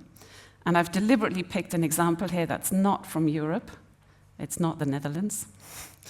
But we can see this example play out all across the world. So this is a 1945 image from Colombia and Cartagena. One of my PhD students kindly found this for us at some point. This is one of those sand spits, very similar to the one that you saw in my earlier slide. And this is what it looks like now. So, and in fact, she's told me this is not what it looks like now. This is 2006. It looks a lot worse now. So there is then now, in fact, the need to put a more artificial situation on here with more hard structures to protect the development on the landward side here. And so the challenge we face is that we have built and developed our land so close to the edge that we are now facing really escalating costs and escalating risks. And that, of course, is not a good situation to be in. So what is the alternative? You know, what options do we have?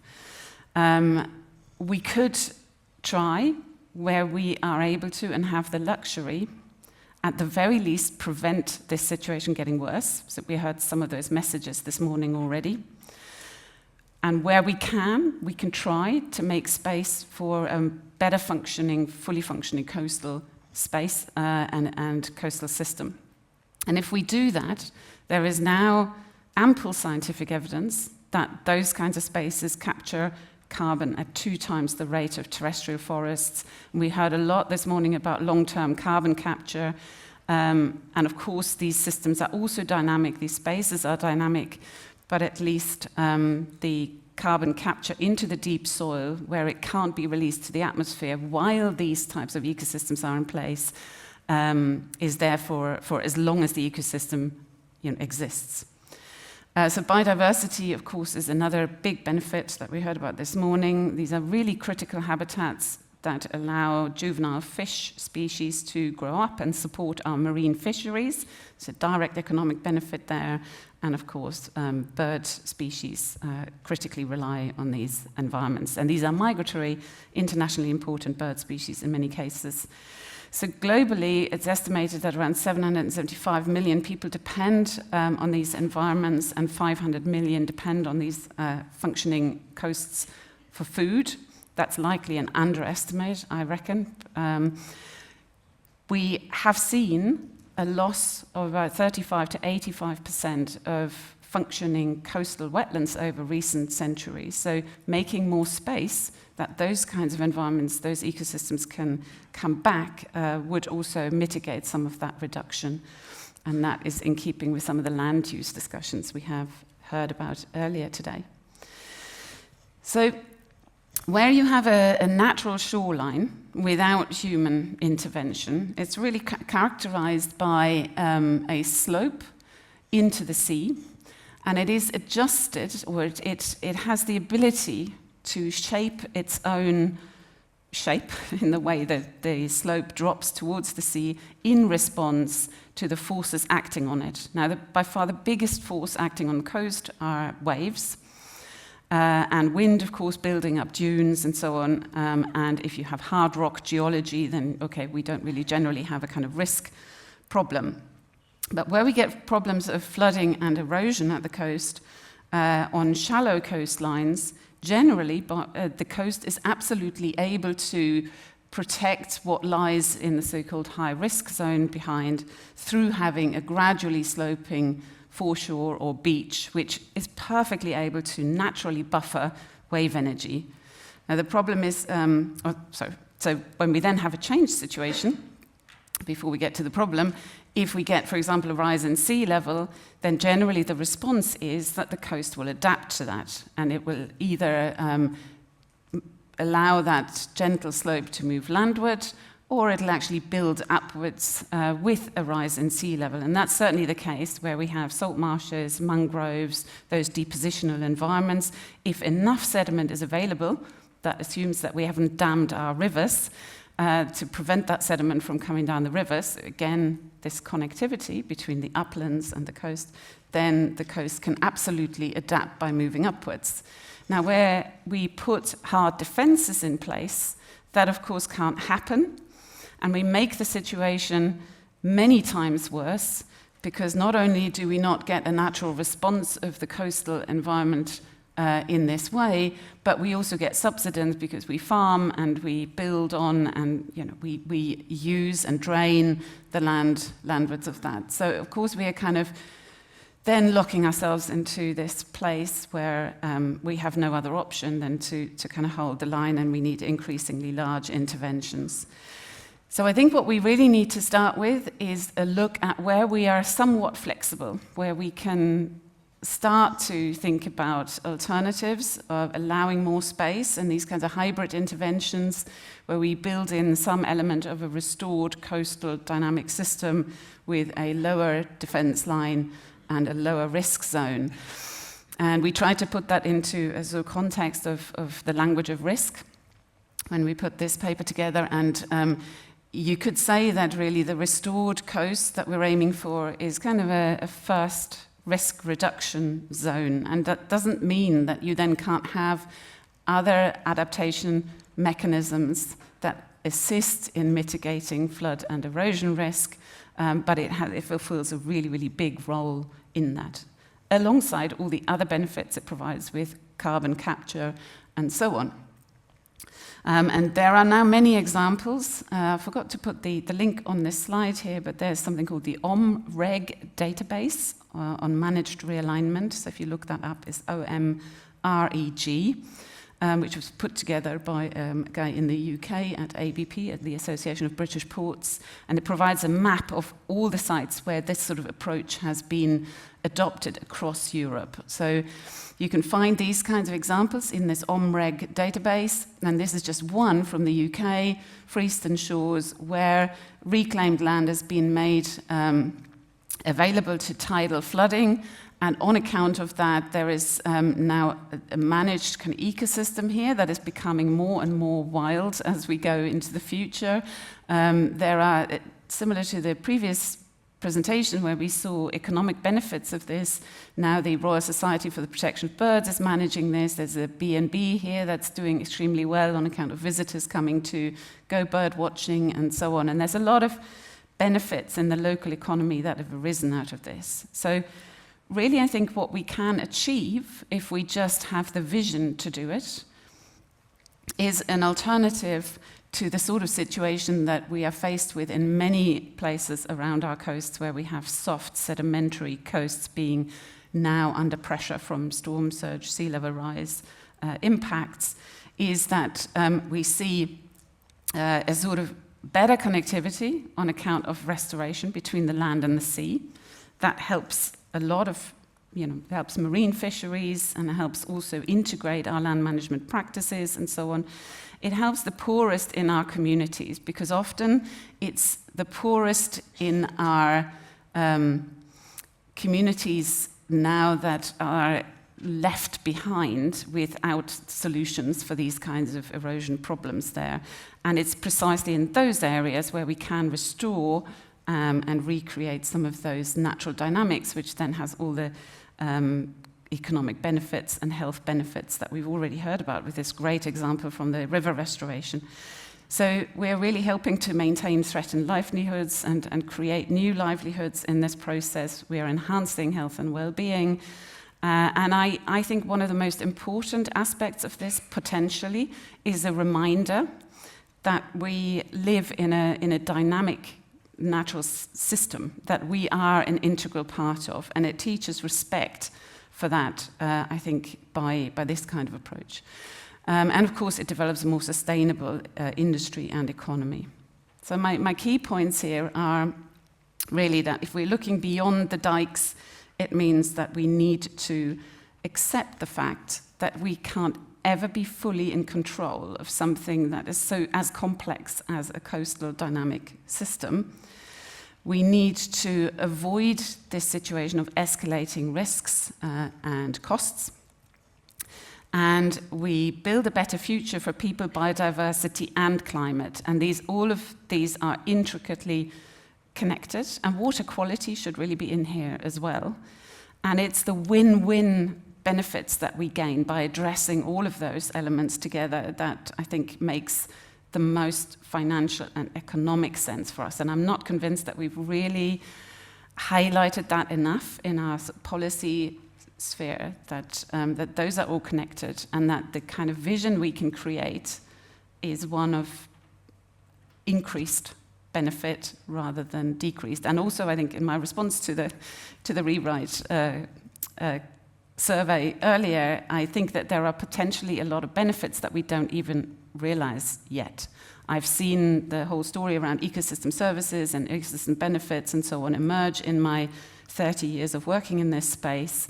And 30 years ago, we didn't even realize that coastal ecosystems like this were capturing carbon, and that could one day really be important. So we're continuously discovering more benefits.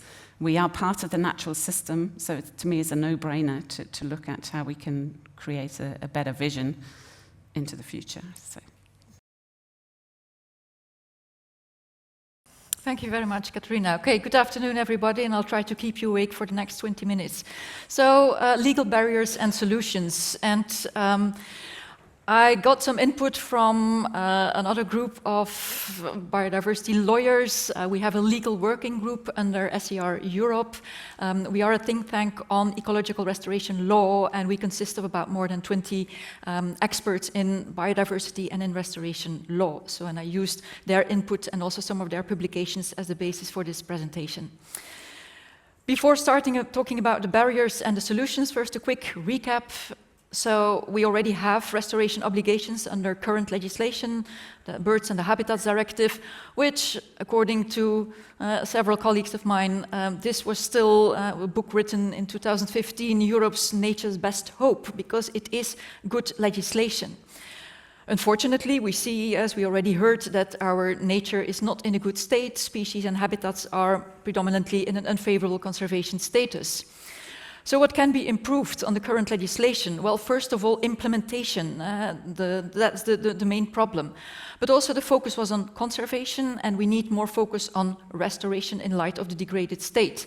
And more deadlines, more targets, restoration outside Natura 2000, all of that could be improved. So hence came the Nature Restoration Regulation adopted in 2024. I have to say that the final adopted law was weakened compared to the original Commission proposal from 22. Just for those who are not familiar with the law, a quick overview. The heart, of course, of the law are the restoration obligations, which have, on the one hand, restoration obligations for annex-related ecosystems, terrestrial on the one hand and marine on the other hand, and then obligations for restoration of other ecosystems, including urban and agricultural ecosystems. So what are the barriers and the solutions? Well, looking at literature, there was already a publication in Restoration Ecology a couple of years ago listing the different barriers, and the yellow ones are the ones that are legal barriers for restoration. This was based on expert perspectives. But of course, many of the other barriers can also relate to law. If we don't have the financing to do it, then you can have the best law in the world, but it will not be implemented sufficiently. Another publication, more recent one, is specifically on legal barriers and also the enablers for ecological restoration. This was a review article based on world perspectives, and some of these barriers, I can say that already the nature restoration law, at least to a certain extent, already covered this, like definitions, proactive restoration, but others remain, like the impact on permitting processes. So for me, what are the barriers that I would like to discuss? There are much more than that, but in light of time, I just will talk about these. First of all, the law itself, does that enable upscaling of restoration and also interpretation of law text by the court? Conflicts with other laws at EU level, at the national level, legal complexity of restoration projects, lack of ambition level, and the financing as a last thing. So first of all, let's have a look at the law itself, so the Nature Restoration Regulation. And does it really allow for upscaling of restoration? My answer simply would be yes, it does. We have now quantitative and qualitative targets and deadlines and a lot of other things that we really needed in a law. However, in the finally adopted law, there are a couple of things that were weakened. For instance, lower targets on peatlands in agricultural use restoration. Also, additional derogations and exceptions for restoration obligations. So this undermines, to a certain extent, the possibilities that the law provides us for upscaling restoration. Of course, interpretation needs to be done by a European Court of Justice on EU legislation, and of course, we don't have rulings yet on the nature restoration law. This is way too early, but we can draw lessons. We can draw lessons of what the court did with, for instance, the Birds and the Habitats Directive, and this could also be an inspiration to what will probably happen in the years to come on the nature restoration regulation. And I just take out a couple of lessons learned from that case law. And the first one is that the court regularly points to the importance of science, be it on the designation of sites should be done according to ecological criteria, referencing to scientific reports, but also a strict interpretation when sites, Natura 2000 sites, are still deteriorated. Then the court rules in a strict way. And finally, also, if you fail as a member state to take the necessary conservation measures, this should not lead to declassification. No, on the contrary, then you need to take conservation and restoration measures. So then, what about conflicts between the nature restoration law and other laws? And first of all, with other EU laws. Are there conflicts? Just two examples. In the law itself, for instance, on renewable energy, there is an alignment in the nature restoration law with renewable energy projects. But the law is a bit one-sided because, on the other hand, there is no mentioning explicitly in the nature restoration law to avoid negative impacts on nature from renewable energy projects. So this could give rise to a conflict rather than synergies. Also, with regards to the common agricultural policy and the common fishery policy, I think there is an absolute missed opportunity to get a really good alignment because there they say there is not an obligation for member states to reprogram their funding under the CAP and the other programs. And of course, talking about the common agricultural policy with the new vision that came out, this is largely business as usual, opposed to a strategic dialogue, which was really future-oriented. And this could, of course, also take away some of the possibilities for restoration. Are there synergies? Yes, of course, the solutions are there in the law. It builds on existing legislation. And also in the national restoration plans, the member states have to take into account a whole list of other plans, like climate and energy plans, Natura 2000 measures, and so on. Maybe a bigger problem will be situated at a national level, and there could be many issues at the national level, and I take one out of it, and that's property rights. And could that be leading to a conflict? Well, yes, we already see this in the past as well. And property rights is, of course, it's a basic human right. It's being recognized in the European Convention on Human Rights, but also in the Charter, the EU Charter on Fundamental Rights. At EU level, the Treaty on the Functioning of the EU says clearly that this is a competence for member states. So we can see lots of differences in the way that member states impose use restrictions on private land, and also the amount of compensation for use restrictions or for expropriation. Property rights can indeed be an obstacle for upscaling restoration. Private easement rights and so on, that could create difficulties. Are there also solutions? I would say yes, there are solutions, because first of all, property rights are not absolute, and we see this clearly also in case law. Restrictions to the use of property can be accepted because of environmental concerns, and the European Court of Human Rights already confirmed this in a couple of cases where they said ownership should not be afforded priority over environmental considerations. Of course, if you have use restrictions, there are a couple of conditions. It should be done out of general interest, and I would argue that restoration is of a general interest. Also, the proportionality of what you're doing should be taken into account. And there, the higher the necessity is in your balancing, and I would argue there is a high necessity for upscaling restoration, that should be taken into account. So the higher the necessity, more restrictions will be justified. And obviously, compensation is required for expropriation. When we're talking about use restrictions, we can talk about negative restrictions in the sense that landowners are not allowed to do something like logging, or positive restrictions in the sense that they are supposed to do something like rewetting their peatlands. Now, of course, there are also legitimate expectations from private landowners. What can they expect? They probably think that they can use their land in the same way for a long time. That's true, but they cannot expect that the law will never change. And if you want to make changes, it's important that indeed the law enables transformative change, but also that you include transition periods. And if you include a fair transition period, then even compensation will not be necessary for a change in land use. And then the most important thing for me is that you have to move from talking purely about rights, property rights, to responsibilities, and that you see human as a steward of their privately owned land. And in this sense, restoration obligations can be seen as a priority condition for your rights, something that already belong as part of your property rights, and not a deprivation of your property rights. And as restoration can so be seen as part of your stewardship, then compensation is not always needed. Obviously, if you're going to impact very heavily on the use of the land or expropriation, then of course compensation will be appropriate, will be necessary. On the amount of compensation, interestingly, the European Court of Justice ruled on that the compensation that you give should not necessarily be more than the losses, the economic losses that you suffered. And this is still in line with the Charter on the use of the fundamental rights in the EU.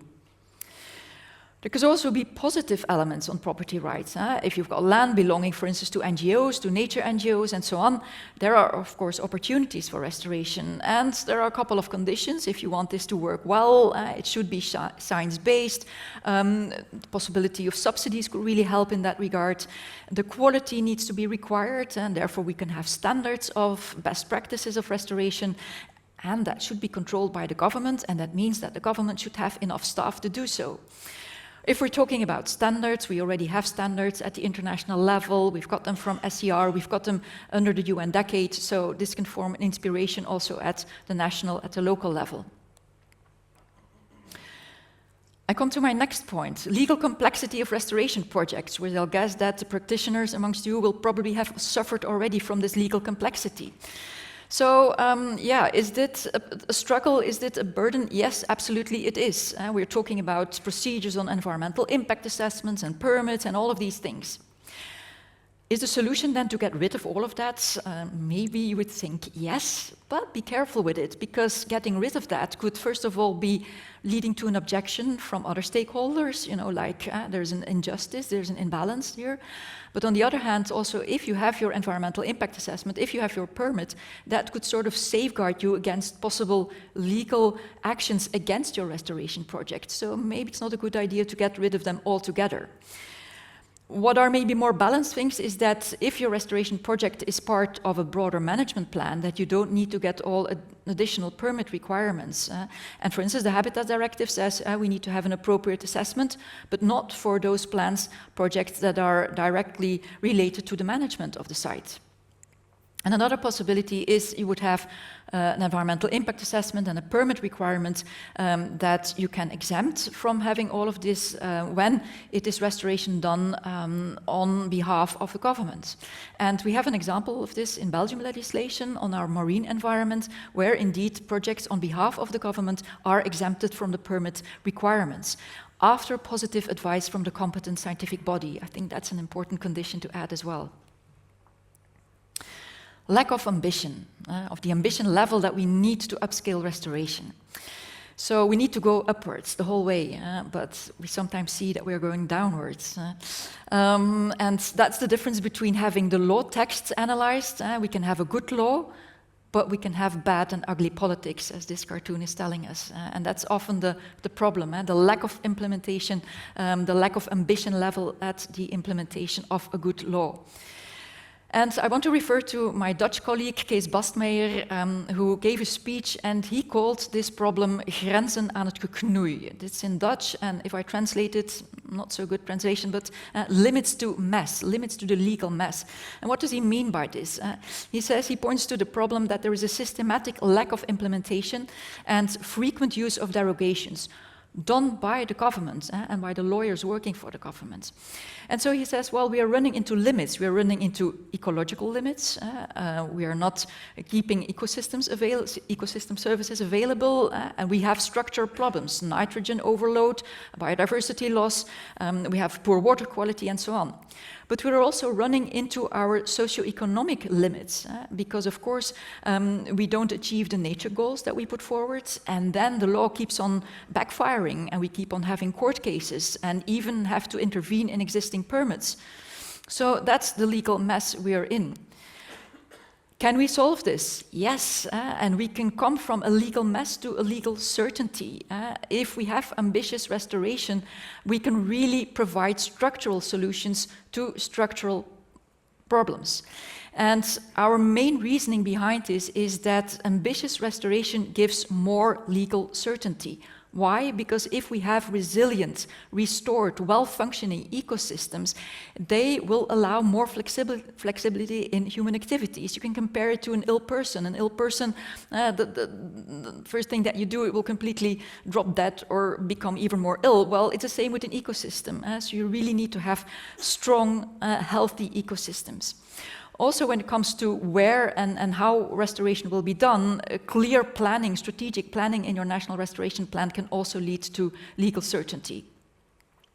This is something we already wrote with the legal working group on restoration, where even before the law came into force, where we really tackled this and point to this legal certainty that a good, strong law and a good implemented law will lead us to. Financing of restoration. I'm just looking at the chair. Do I still have time? I still have time. Okay. So financing is an important element. There will be a presentation afterwards on that as well. Basically, we are paying for the wrong things. We are giving subsidies to things that harm the environment, that degrade nature. However, there are plans to reverse this whole process. We've got the Global Biodiversity Framework saying that we should eliminate or reduce the harm for subsidies, and on the other hand, we have to increase the level of our resources for biodiversity conservation and restoration. And we also see this in the nature restoration law. We see here that in the national restoration plans, there should at least be an indication of which subsidies negatively affect the targets under the regulation. And also you need to have the estimated financing needs for your restoration measures. Also, you need to describe the support to stakeholders that are affected by restoration measures. And if we're talking about financial support for stakeholders, it is indeed important, if we want it to succeed, that we need to have a redistribution of the restoration benefits. We heard this morning about all the benefits, the economic benefits, but we will need to redistribute this to those who are facing serious limitations in the way that they can use their property and so on, and the changes that they face because of restoration measures.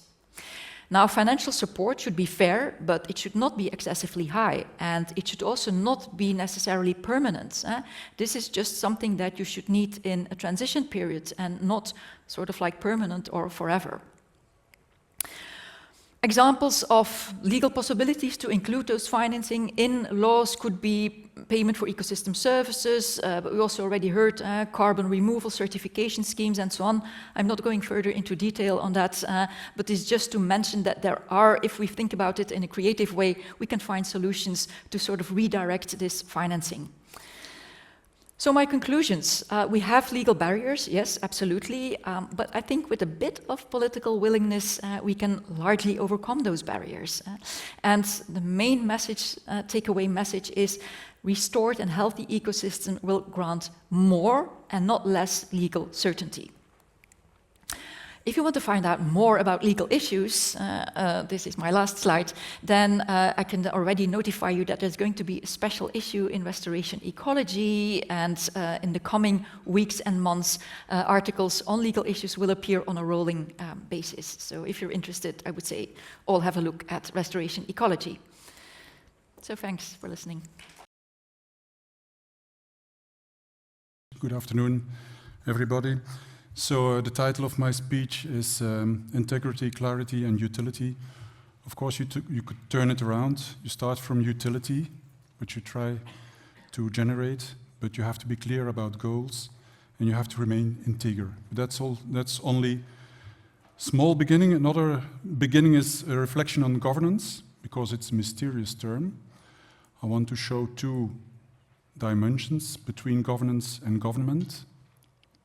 In one way, government is contrasted with governance as a kind of static and dynamic. Government is the structure, and governance is the way of using your power, of governing.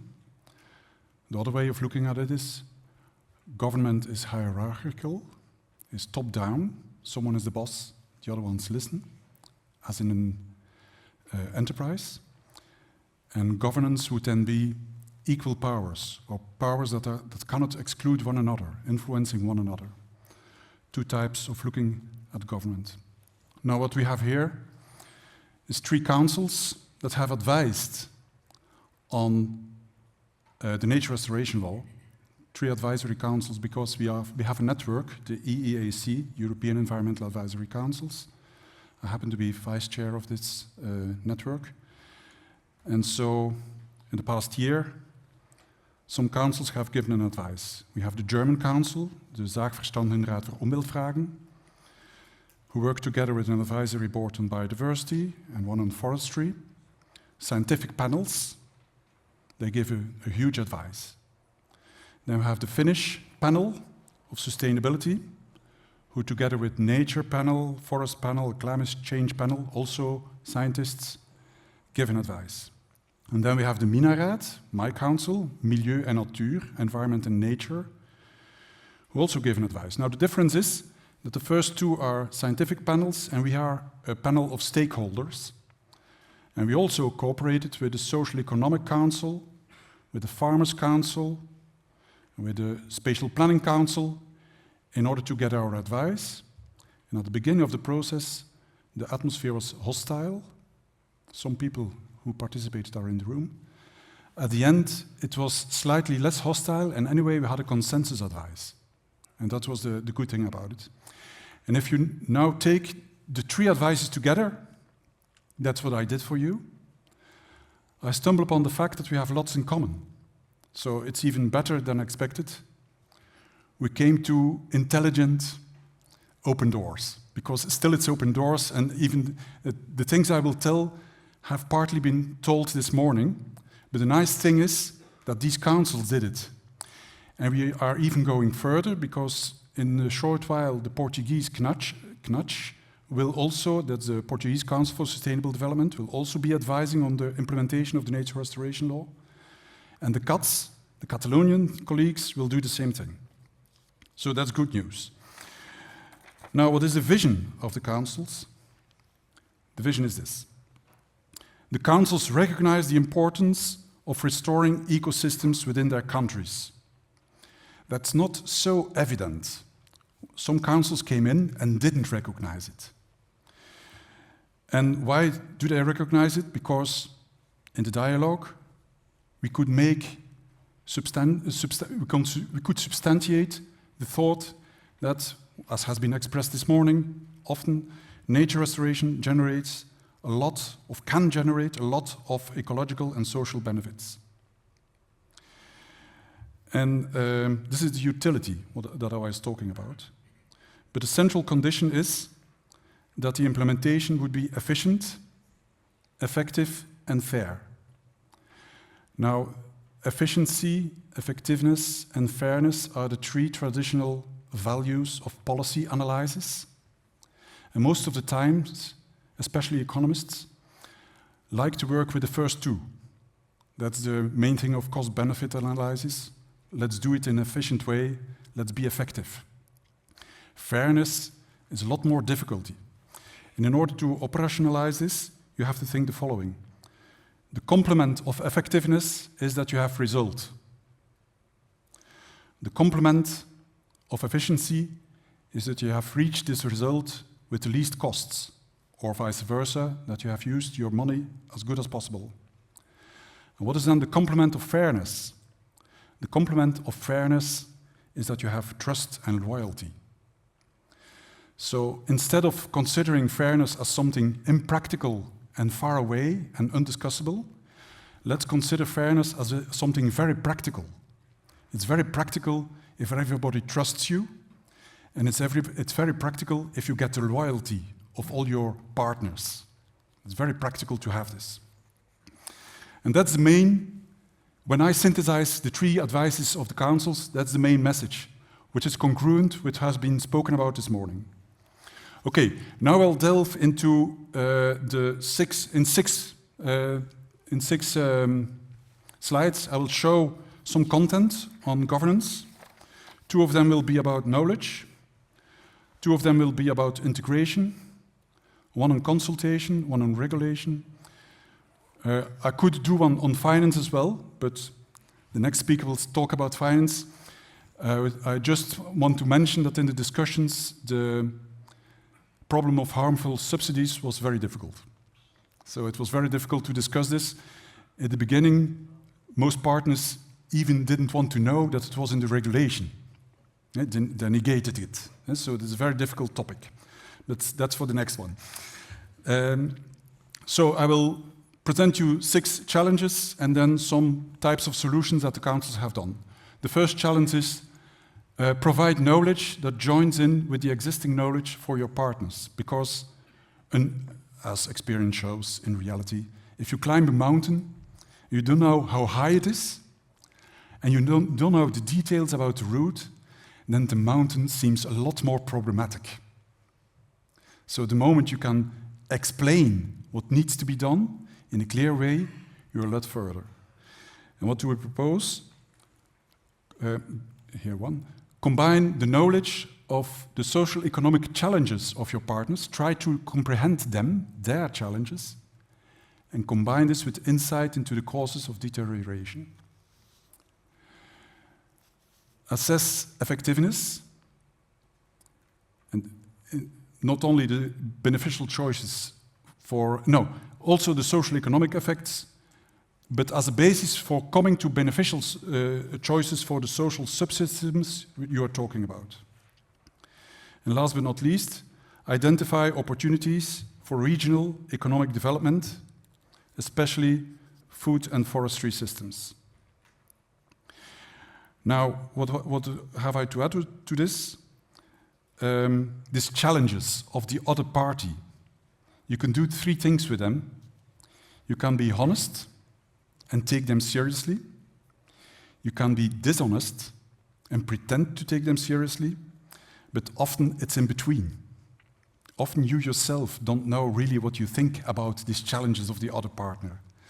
So you have to be very careful and study what the other partners would want in the concrete situation and try to interact with that. The second page, second slide, would be, I'm wrong, it is this one. Clarifying goals, monitoring efforts, and feedback. So the thing is that monitoring, a thing in which many of you are specialized, tends to make the goals disappear. The monitoring tends often to be complex, so that nobody understands what really is the central goal and only sees the details about what is not good. The discussion of the framework directive, Water Framework Directive, has this problem. So there's a lot to be monitored, it needs to be monitored, but the message can be disencouraging. So we have to think about it. The thing is, you need clear and understandable goals. It could be also spatial goals, priority areas for nature restoration. You have to bundle structures for monitoring, securing resources for this monitoring, but also try and involve citizen science. You could think about monitoring in a type of front office and back office. So the intricate monitoring, you withhold this. You don't show too much of that because it's too complex and it doesn't give courage. In the front office, you have other types of monitoring that you could bring into the field. And what is also necessary is an integrated monitoring plan with a number of characteristics. There, it always reminds me of a song of Kraftwerk in Tour de France. where you have minimum, maximum. So you need to have a monitoring plan that at least does the minimum. You would like to do some maximum, and you have to manage this difference between both. Then we go to the third slide, integration. Now we are into the integration field.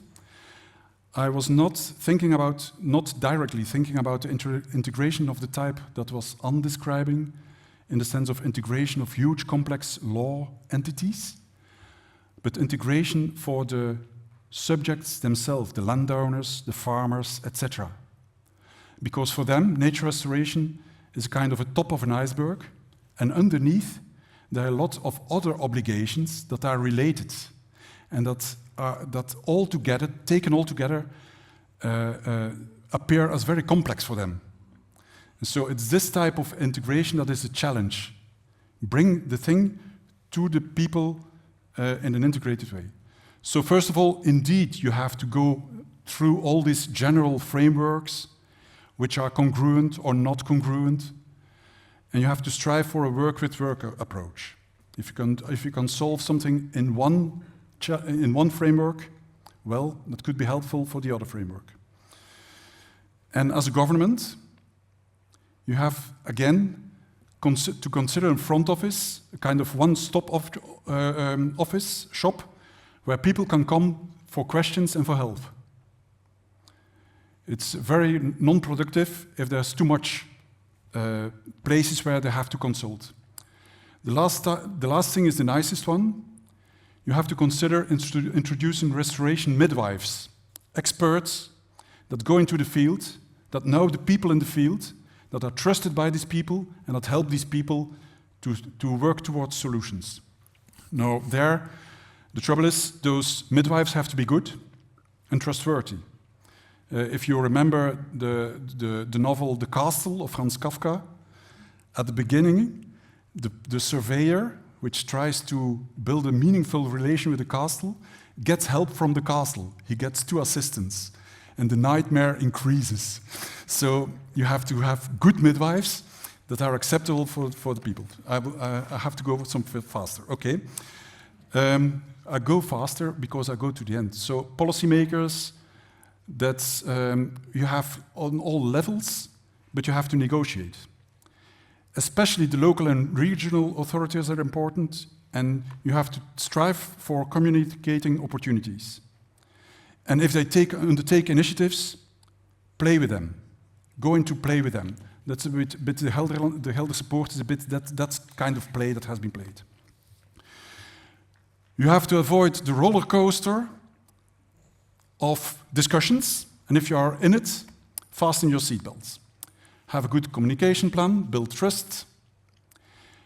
Do your obligations on transparency and consultation, which are in the restoration law, but at the same time provide for informal consultation. And deal with divergent interests and the identities behind them. Every week, I read the weekly of the Farmers' Union of Flanders. So that's what you have to do.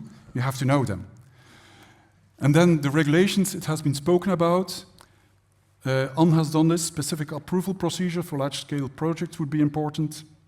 Alignment, but especially study the trouble with permits, because there's a lot of sides to this, and if you don't solve this, there will be a lot of trouble. Now, last but not least, governance reinvented. I want to introduce 3 types of philosophers. The first one is Machiavelli, Il Principe. And why is this one interesting? Not because he is a Machiavellist, but because he was philosophizing on power. And so it's about governance. All parties have power. And how to handle this is in an ethical way. That's the first one. The second one is Socrates. Governance is also an epistemological problem. You don't know what you know too much. And you know what you don't know the other one. Manage this knowledge problem. It's not only science, it's a deeper type of knowledge. Know yourself, gnotiseuton. And then you have John Rawls, A Theory of Justice. It's about the basic structure of society. That's one thought. Justice is in essence procedural, a second thought. And you have to hide behind the veil of ignorance. Don't think too much about your own problems. Think about the others. And that's my conclusion. Governance reinvented. Thank you very much.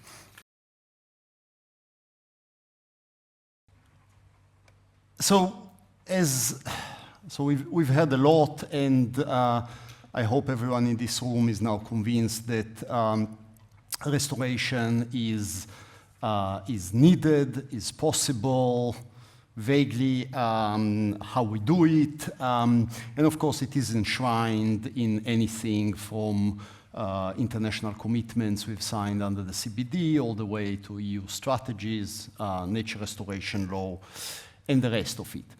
When we get to the actual work, very often one of the things that is immediately being raised is the money issue.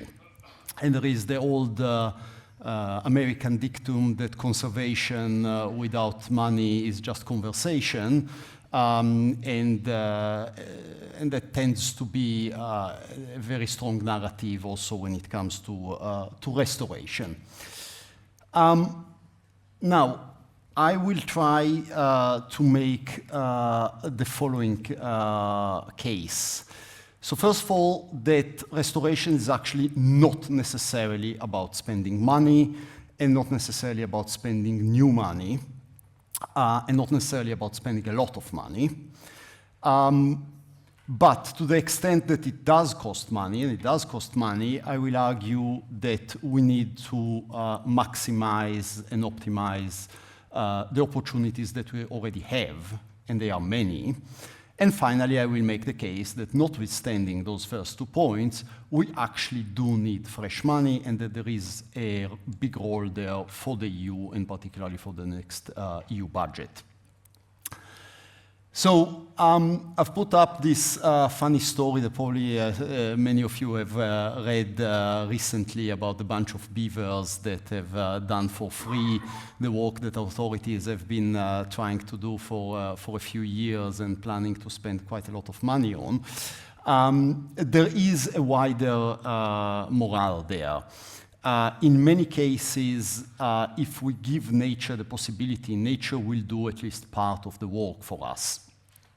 And there are many cases in which restoration is really about removing the damaging activity. If you stop fishing in an area, the marine ecosystem in most cases will come back and restore itself. If you stop logging a forest, the dead wood and the structure and so on eventually will come back. If you stop polluting a river, the river will clean itself over time. So there is a lot of role for passive restoration, and we still see a built-in bias. It's very obvious around the tendency to plant trees, which can be very expensive, even though in many cases the trees would grow on themselves and typically will grow better. Now, in many cases, the restoration is really about changing the way we use land. Now, clearly, when this is about a private owner that is making money off the land, in many cases that would mean making less money, and that's where the whole debate on compensation comes in and so on. But we have a lot of land, for example, that is state-owned. And as a society, why are we using, for example, certain state-owned forests to, in many cases, make loss by logging instead of making money through things like flood prevention? So we need to sometimes have the courage to also challenge some of the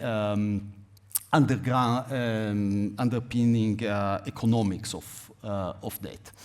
Now, that said, a lot of restoration does cost money, whether because you need to compensate the owners, or you need to buy the land, or you need to do physical interventions.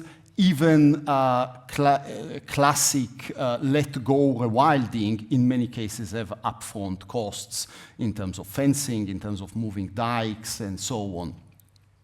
Now, there's been quite a lot of work, and here I've put up mainly things done by the European Commission, depending whether you are looking at the costs of Natura 2000 or biodiversity conservation in general or restoration and what are your assumptions and so on.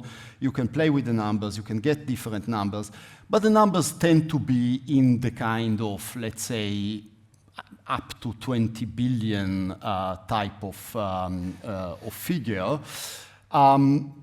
Now, that's, on the one hand, a lot of money. It's like 2 orders of magnitude more than what life spends today on nature and biodiversity. But on the other hand, this is actually not that much money without going into the fact that we've just proposed, for good reasons, to spend 800 billion on defense. But much less justified is the 60 billion a year that we spend on fossil fuel subsidies. So, this is a lot of money, but it's kind of a third of one type of bad subsidies that we should really get rid of for climate reasons.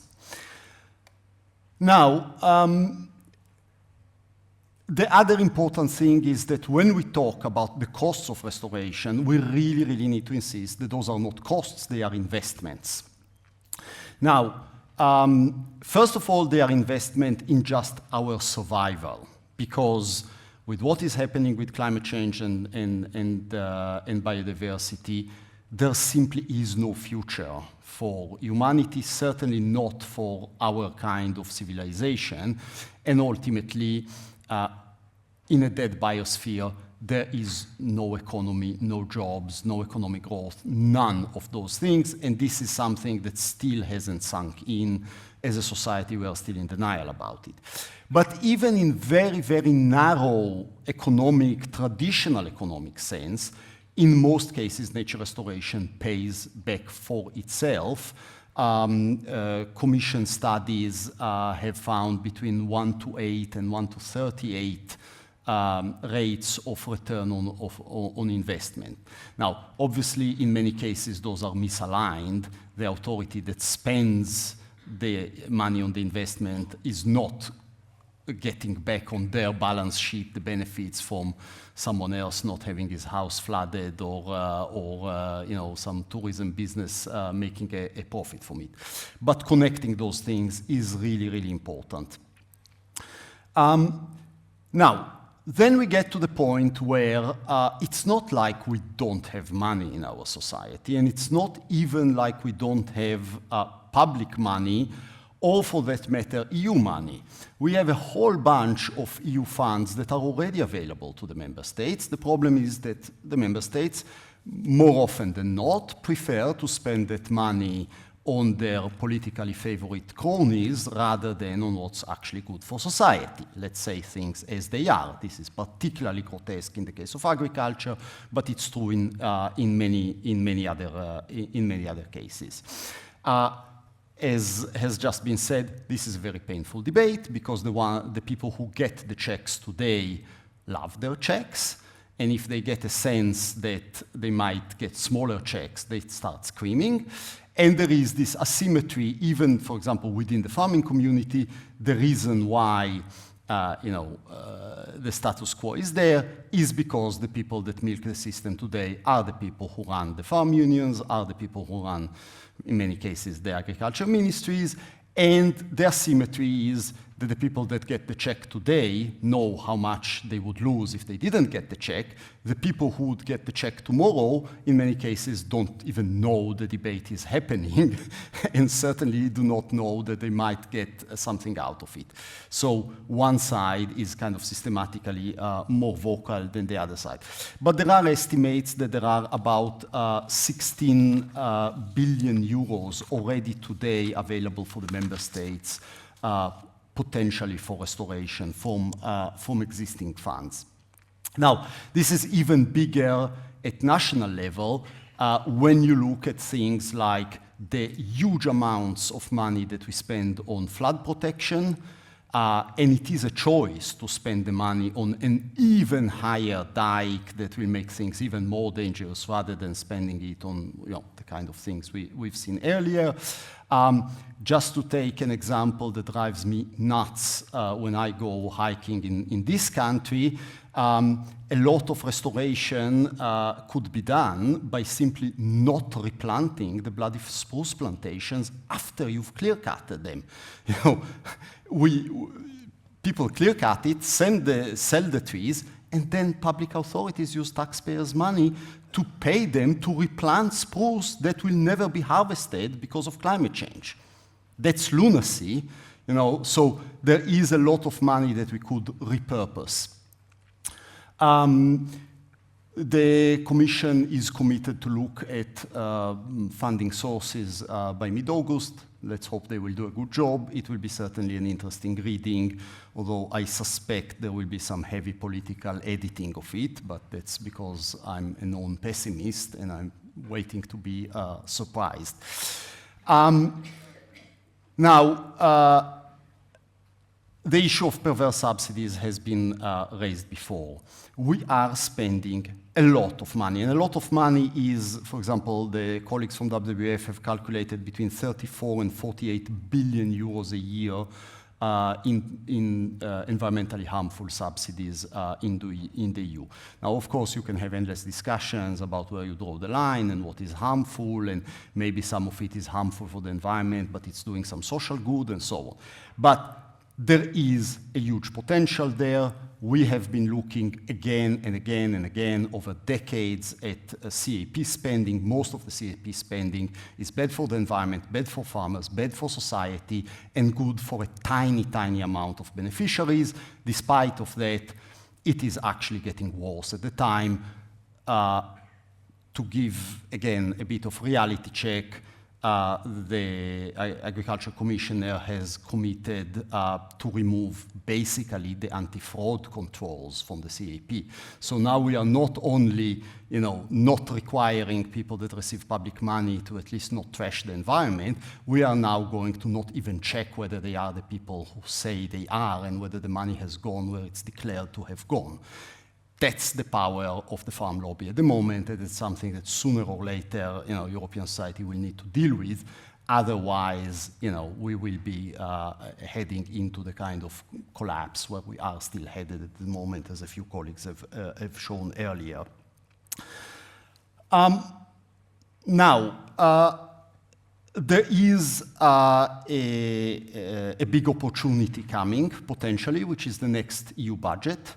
The EU is rethinking fundamentally how to spend its money.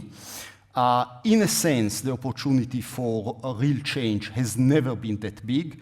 The last 2 or 3 or 4 EU budgets have been de facto kind of rollovers where with a lot of hoopla, but de facto, just rolling the same spending with small tweaks. Now, because of geopolitics, because of all the multiple crises that are happening, the chances for the next EU budget to look very, very different than the previous budgets is, I think, very real. I think real change is actually coming, and a lot of the historical taboos, like not looking at the EU raising more money, not doing collective debt, and so on, has changed. For those that someone told me earlier that I was sounding gloomy, well, Germany has just modified its constitution to be able to take debt under a conservative government. So miracles can happen, right? That's something that had you proposed it 3 years ago, everybody would have joked you out of the room.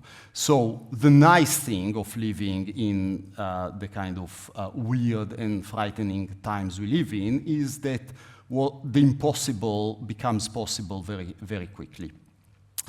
But at the moment, what's on the table is not good. the documents that have been leaked out of the Commission recently are basically suggesting that nothing will be done about agriculture. Well, that's not leaks. There is the vision is basically business as usual and keep giving the money to the same people and full on to disaster. But the leaked budget documents show that there is no allocation of money really to the nature restoration law or to upscaling the efforts on ecosystem. But it does suggest a de facto backdoor abolition of life. Now, I think everybody in this room realizes that without the Life Fund, there would be hardly any nature conservation in most of Europe. There's a whole bunch of species that probably would be extinct, at least in big parts of Europe by now, without life. The Commission drafts at the moment talk about taking the whole kind of life, nature, biodiversity side and handing it over to the member states with basically complete freedom for the member states to do what they want with it. And I think this is very clear that if that happens in quite a lot of Europe, that means that that money will disappear. It will either not be allocated or it will be used for semi-corrupt things. So we are potentially facing not the upscaling of restoration that we need, but the collapse of the tiny conservation efforts that are ongoing on the ground. This should keep you awake at night, and that's something that everybody in the conservation community should know and be aware of, and we should all be out there talking to our members of parliament, to our government representatives, to journalists, to the local communities that have been benefiting from life, and so on and so forth. And this is not yet happening at the moment, and the clock is ticking. Now, there is also an ideological attack on life. As we speak, there are attempts ongoing in the parliament to shut down the current life spending, essentially because some politicians are trying to demolish the foundations of European democracy, and the antibodies of democracy are an active civil society, a free press, and an independent judiciary. And if you look around, those are under attack in almost every country around the world. I mean, they've been already dismantled in some corners of the world, but they are under attack everywhere, including in almost every single European country. As part of those efforts, there is an attempt to go after the funding of NGOs, because NGOs are seen as being difficult and prickly and getting in the way of people doing whatever they want. But there is also, in some quarters, a strong antipathy for life, precisely because it is a tool of social dialogue. Life is one of the very few bits of European machinery that brings people at the community level together, and you get environmentalists and scientists and mayors and farmers and fishermen sitting together, talking, maybe having fights, but eventually finding creative ways of solving problems. This is the exact opposite of the politics of polarization, where you try to split society into us and them, and then paint them as enemies, and then send people to fight against each other. So the politicians that thrive on polarization hate the tools that prevent polarization from happening.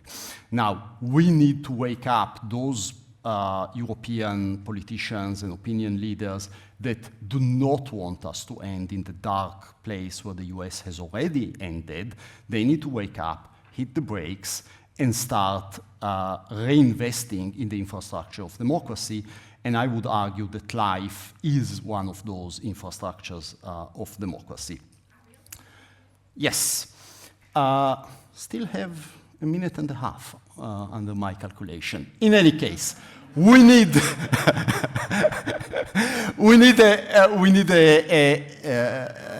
a nature restoration fund, or at least funding facility within the next EU budget, and it needs to be in the order of the kind of 15 to 25 billion.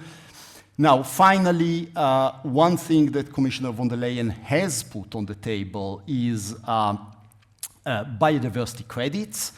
For the moment, it's very unclear what it means. Maybe in the discussion we can talk about it more. Now, this risk either going into very dangerous directions, namely offset, so a logic where every time you want to restore a hectare, you need to have someone who destroys a hectare, and then we are just locking in the destruction. It can also kind of fizzles out by just becoming about companies doing voluntary stuff which will not happen, which maybe won't do damage but also won't do a lot of good.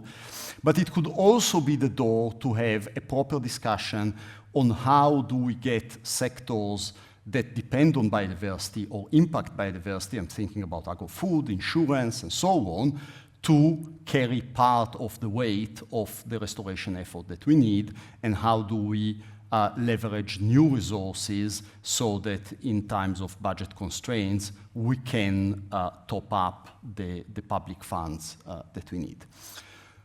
Thank you very much. Well, thank you for having me. I see I stand between you and the reception, and we've been discussing about restoration for long. But anyway, I hope it can be useful if I bring you some thoughts how to make the best of this major achievement that is the nature restoration regulation. A major achievement with a major controversy. As you all know, there was part of the political spectrum that has betted, this is the one we strike down, nature restoration. We are very thankful to the scientific community that spoke up, the learned societies, on saying how relevant it was, as many other stakeholders. And I may say it was possibly the most touching moment of my period in the European Commission when I saw finally the nature restoration approved, which was very logical to have it approved because, well, we are living the UN decades of nature restoration. The biodiversity strategy has announced we would be coming with binding targets on nature restoration. There was the biodiversity negotiations of COP15 that vindicated the need for a quantified restoration target. So in essence, all of those that understand a little bit what's happening around in the biosphere, the summary is we are degrading it to a point that we need to put back the ecosystem services we are losing.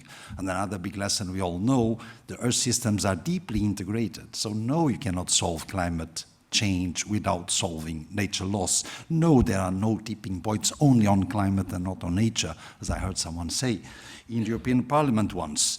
But so how can we make the most of it? The first thing is we need to keep in mind that not everyone has the same view about it. The perceptions of these realities I'm referring to is not evenly spread in the European society. That's a fact, European and beyond. And we have noticed that, for instance, the attitudes towards the Green Deal, when it was being announced, the popularity of it was not evenly spread also. We have seen that. So let's say there's one bright side of the controversy on nature restoration, which is, as I usually say, probably there's not a single prime minister in the EU that did not hear the expression nature restoration because of the controversy, so it became finally politically relevant. The dark side is that the word itself is now a dirty word for some, those that feel somehow defeated, that would have wanted it to go away. So let's say there are different world visions in our society in relation to restoration, for sure, even in relation to nature. For many, they feel like, well, in many generations we haven't been fighting nature, so when they hear nature they feel kind of, is this a threat to my property rights, to my livelihood, to whatever else that we normally do. So this is the first thing to keep in mind. Not everyone has the same view as us, and we need to bring them on board and understand the other side. The second element is, of course, the political context. Because first we have, well, a rise in populism, so let's say disruption is getting more support for reasons we can discuss. There's chaos coming from the other side of the Atlantic for the next 4 years. There's an issue of war and defense, which become more and more a top priority for the EU in the current context. There's the agenda of competitiveness, simplification. There's those that dislike the Green Deal and still want to throw it down and actually achieve deregulation. So where does nature restoration stand in all this? First thing, make no mistake and read again the political guidelines of the current Commission. The Green Deal stays, is to be fully delivered, and we also stays our international commitments, which of course encompass the global biodiversity framework of the CBD. That did not go away. But even if you look to the current priorities, well, competitiveness itself, there's only a tension between competitiveness and nature if, depending on the time scale, you go on short time scale and you want to compete by extractivism, by exploitation, then nature can stand in the way. But if you want to remain competitive, you need the ecosystems to function. And if you look, for instance, the business and finance community, there are quite many that almost in counter-cycle are paying a lot of attention to their risks, dependencies, impacts, and opportunities vis-à-vis nature in addition to climate. So let's say there's some rational players within the competitiveness debate that understand the relevance of nature, including restoration. Second, there's another keyword I did not mention that remains very relevant: resilience, notably to climate change and climate impacts. And I often refer, think of the floods in Valencia. That's a lot of water for sure. But there's also a lot of mud. Where does it come from? Well, badly managed soil. Bare soil when the heavy rain comes. And you find examples when the vegetation was there, the soil was retained. Or you see the forest fires in my own country when they come, or in Los Angeles, by the way. Why? The ecosystem is incomplete. Where are the big herbivores? Where is the management of the biomass that normally occurs in a complete ecosystem? That's what fits. And water shortages from lack of natural vegetation and so forth. So resilience, adaptation stands high in the agenda. Nature-based solutions, or if you want, nature restoration, deliver, and normally cost-effectively. Also for mitigation, if you look to the needs that member states will need to have on land-based carbon sinks under the LULUCF regulation, well, that amounts very much to the need to preserve and restore wetlands, peatland, forests, and so forth. So that's one of the angles. Now, other important avenues that remain very relevant also have a very clear restoration link. Let's go to food and agriculture. Well, I don't need to tell you how food security is threatened by climate impacts, but also by natural loss. Just think about how soil is fundamental for agriculture-based food security, or pollinators, by the way. We have seen the protests of farmers. We have seen the reaction to it. We have seen the strategic dialogue, which had a big surprise, which was consensus in the form of a report. There was a vision for agriculture delivered. Some can say, well, the cursor changed a little bit. Maybe it did, but you do find within that quite some relevant messages on dependency on ecosystem services, the need to pay for ecosystem services, the need to have a transition to sustainable agriculture. So I would say this way: within the farming community, there are those that certainly dislike the word restoration, but many of those same like the word regenerative agriculture, for instance. So we should not get entangled in words and find the common ground. To share just an anecdote I've seen recently in the TV, there was an intensive farmer I happen to know. Some time ago, he was trying, hiding from his neighbors, not to be considered a wacko, he was trying no-tillage, so a new approach to soil. So he has moved his enormous farm to fully no-tillage, and he was showing in the TV the soil referring to nematodes, psychedelians, fungi, bacteria, with a proud, and he was saying, I'm spending much less money on fertilizers and on pesticides thanks to this new approach. What he was doing was restoration. I'm not sure if he was aware of that. So there's quite some potential on the land-based food angle. Now, the sea-based food angle, I would say, there's an interesting overlap in the sea. In the sea, we don't have sea owners. We do have sea users. But it's not difficult to show that protection and restoration here kind of overlap. Because when you have a marine protected area, properly managed, when you have a no-take zone, what you get, well, you restore, and the spillover effect is so easy to demonstrate and quick, relatively. In 4 years, you have more fish for the fishermen to take outside the marine protected area. So there's some room to dialogue with the fishermen, and there's also room to find this multifunctionality in the use of marine space. Or yes, you can have infrastructure for renewable energy that has its own impact, correct, but can be devised as a restoration measure in itself through artificial reef effect, or restricting bottom trawling in some areas, allowing restoration and so forth. So finding the synergies here. Now, on forest and biomass, I would say the following. You know, in my country, many people used, well, I have here this bunch of land, I'll plant some eucalyptus, and in 12 years I cut it, and I get some money. Now you don't cut it, it will burn before you cut. You know it will burn. Because when you have a too simplistic monoculture, it's less resilient. If you have a diverse, multi-age, and even mosaic forest ecosystem, you have more resilience for the bioeconomy, for your livelihood. So for wildfire prevention, for the bioeconomy. So there's also here an angle saying, no, nature restoration is not at all about putting aside economic activities, it's on making them more resilient, putting the cursor in the right side.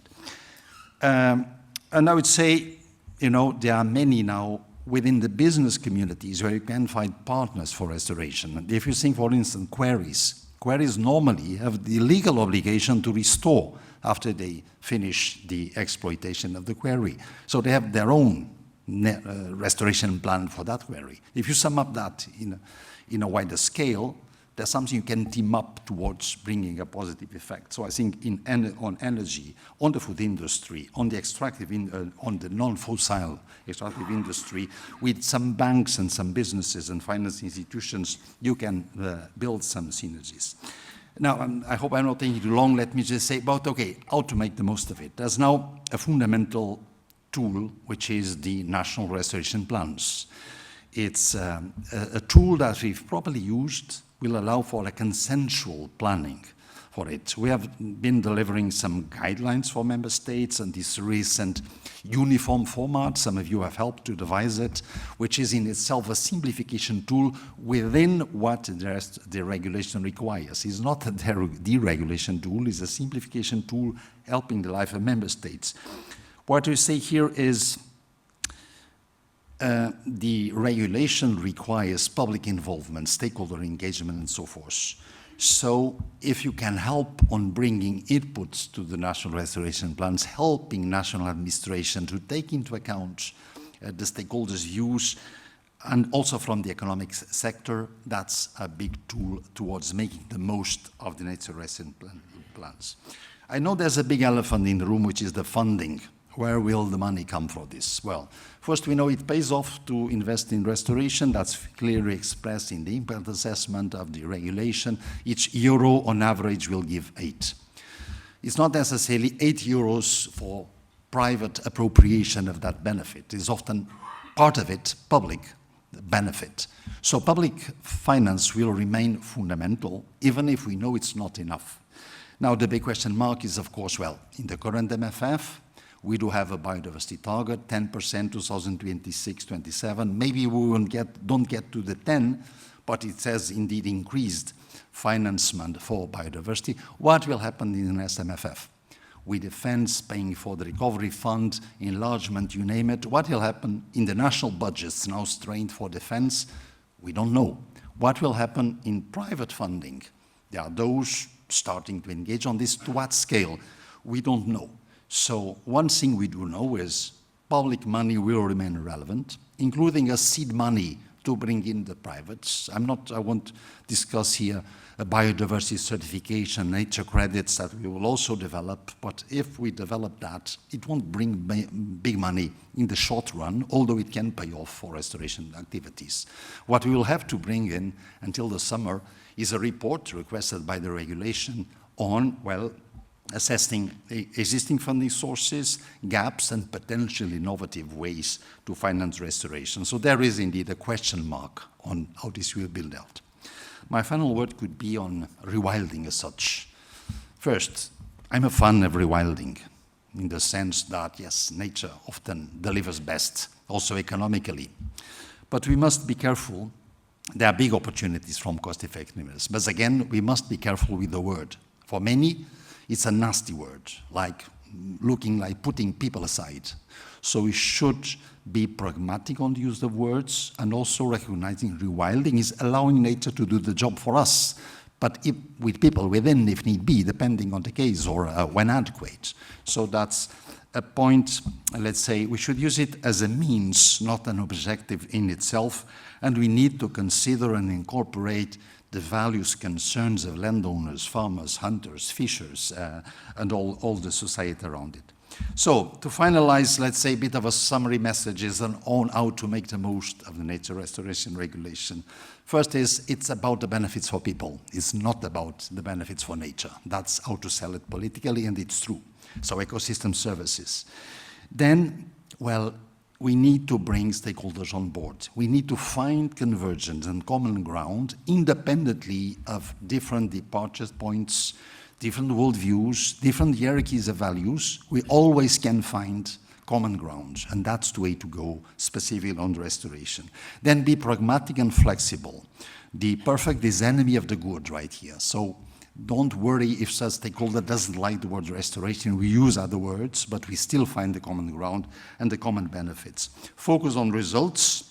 Don't forget the economic and jobs angle, which will be more and more relevant in all this. And yes, link it strongly with climate and resilience, because, you know, while we'll keep having on the TV daily climate-related catastrophes everywhere, or somewhere, which have a link with nature degradation, the issue won't go away. I'll stop here. Thank you very much.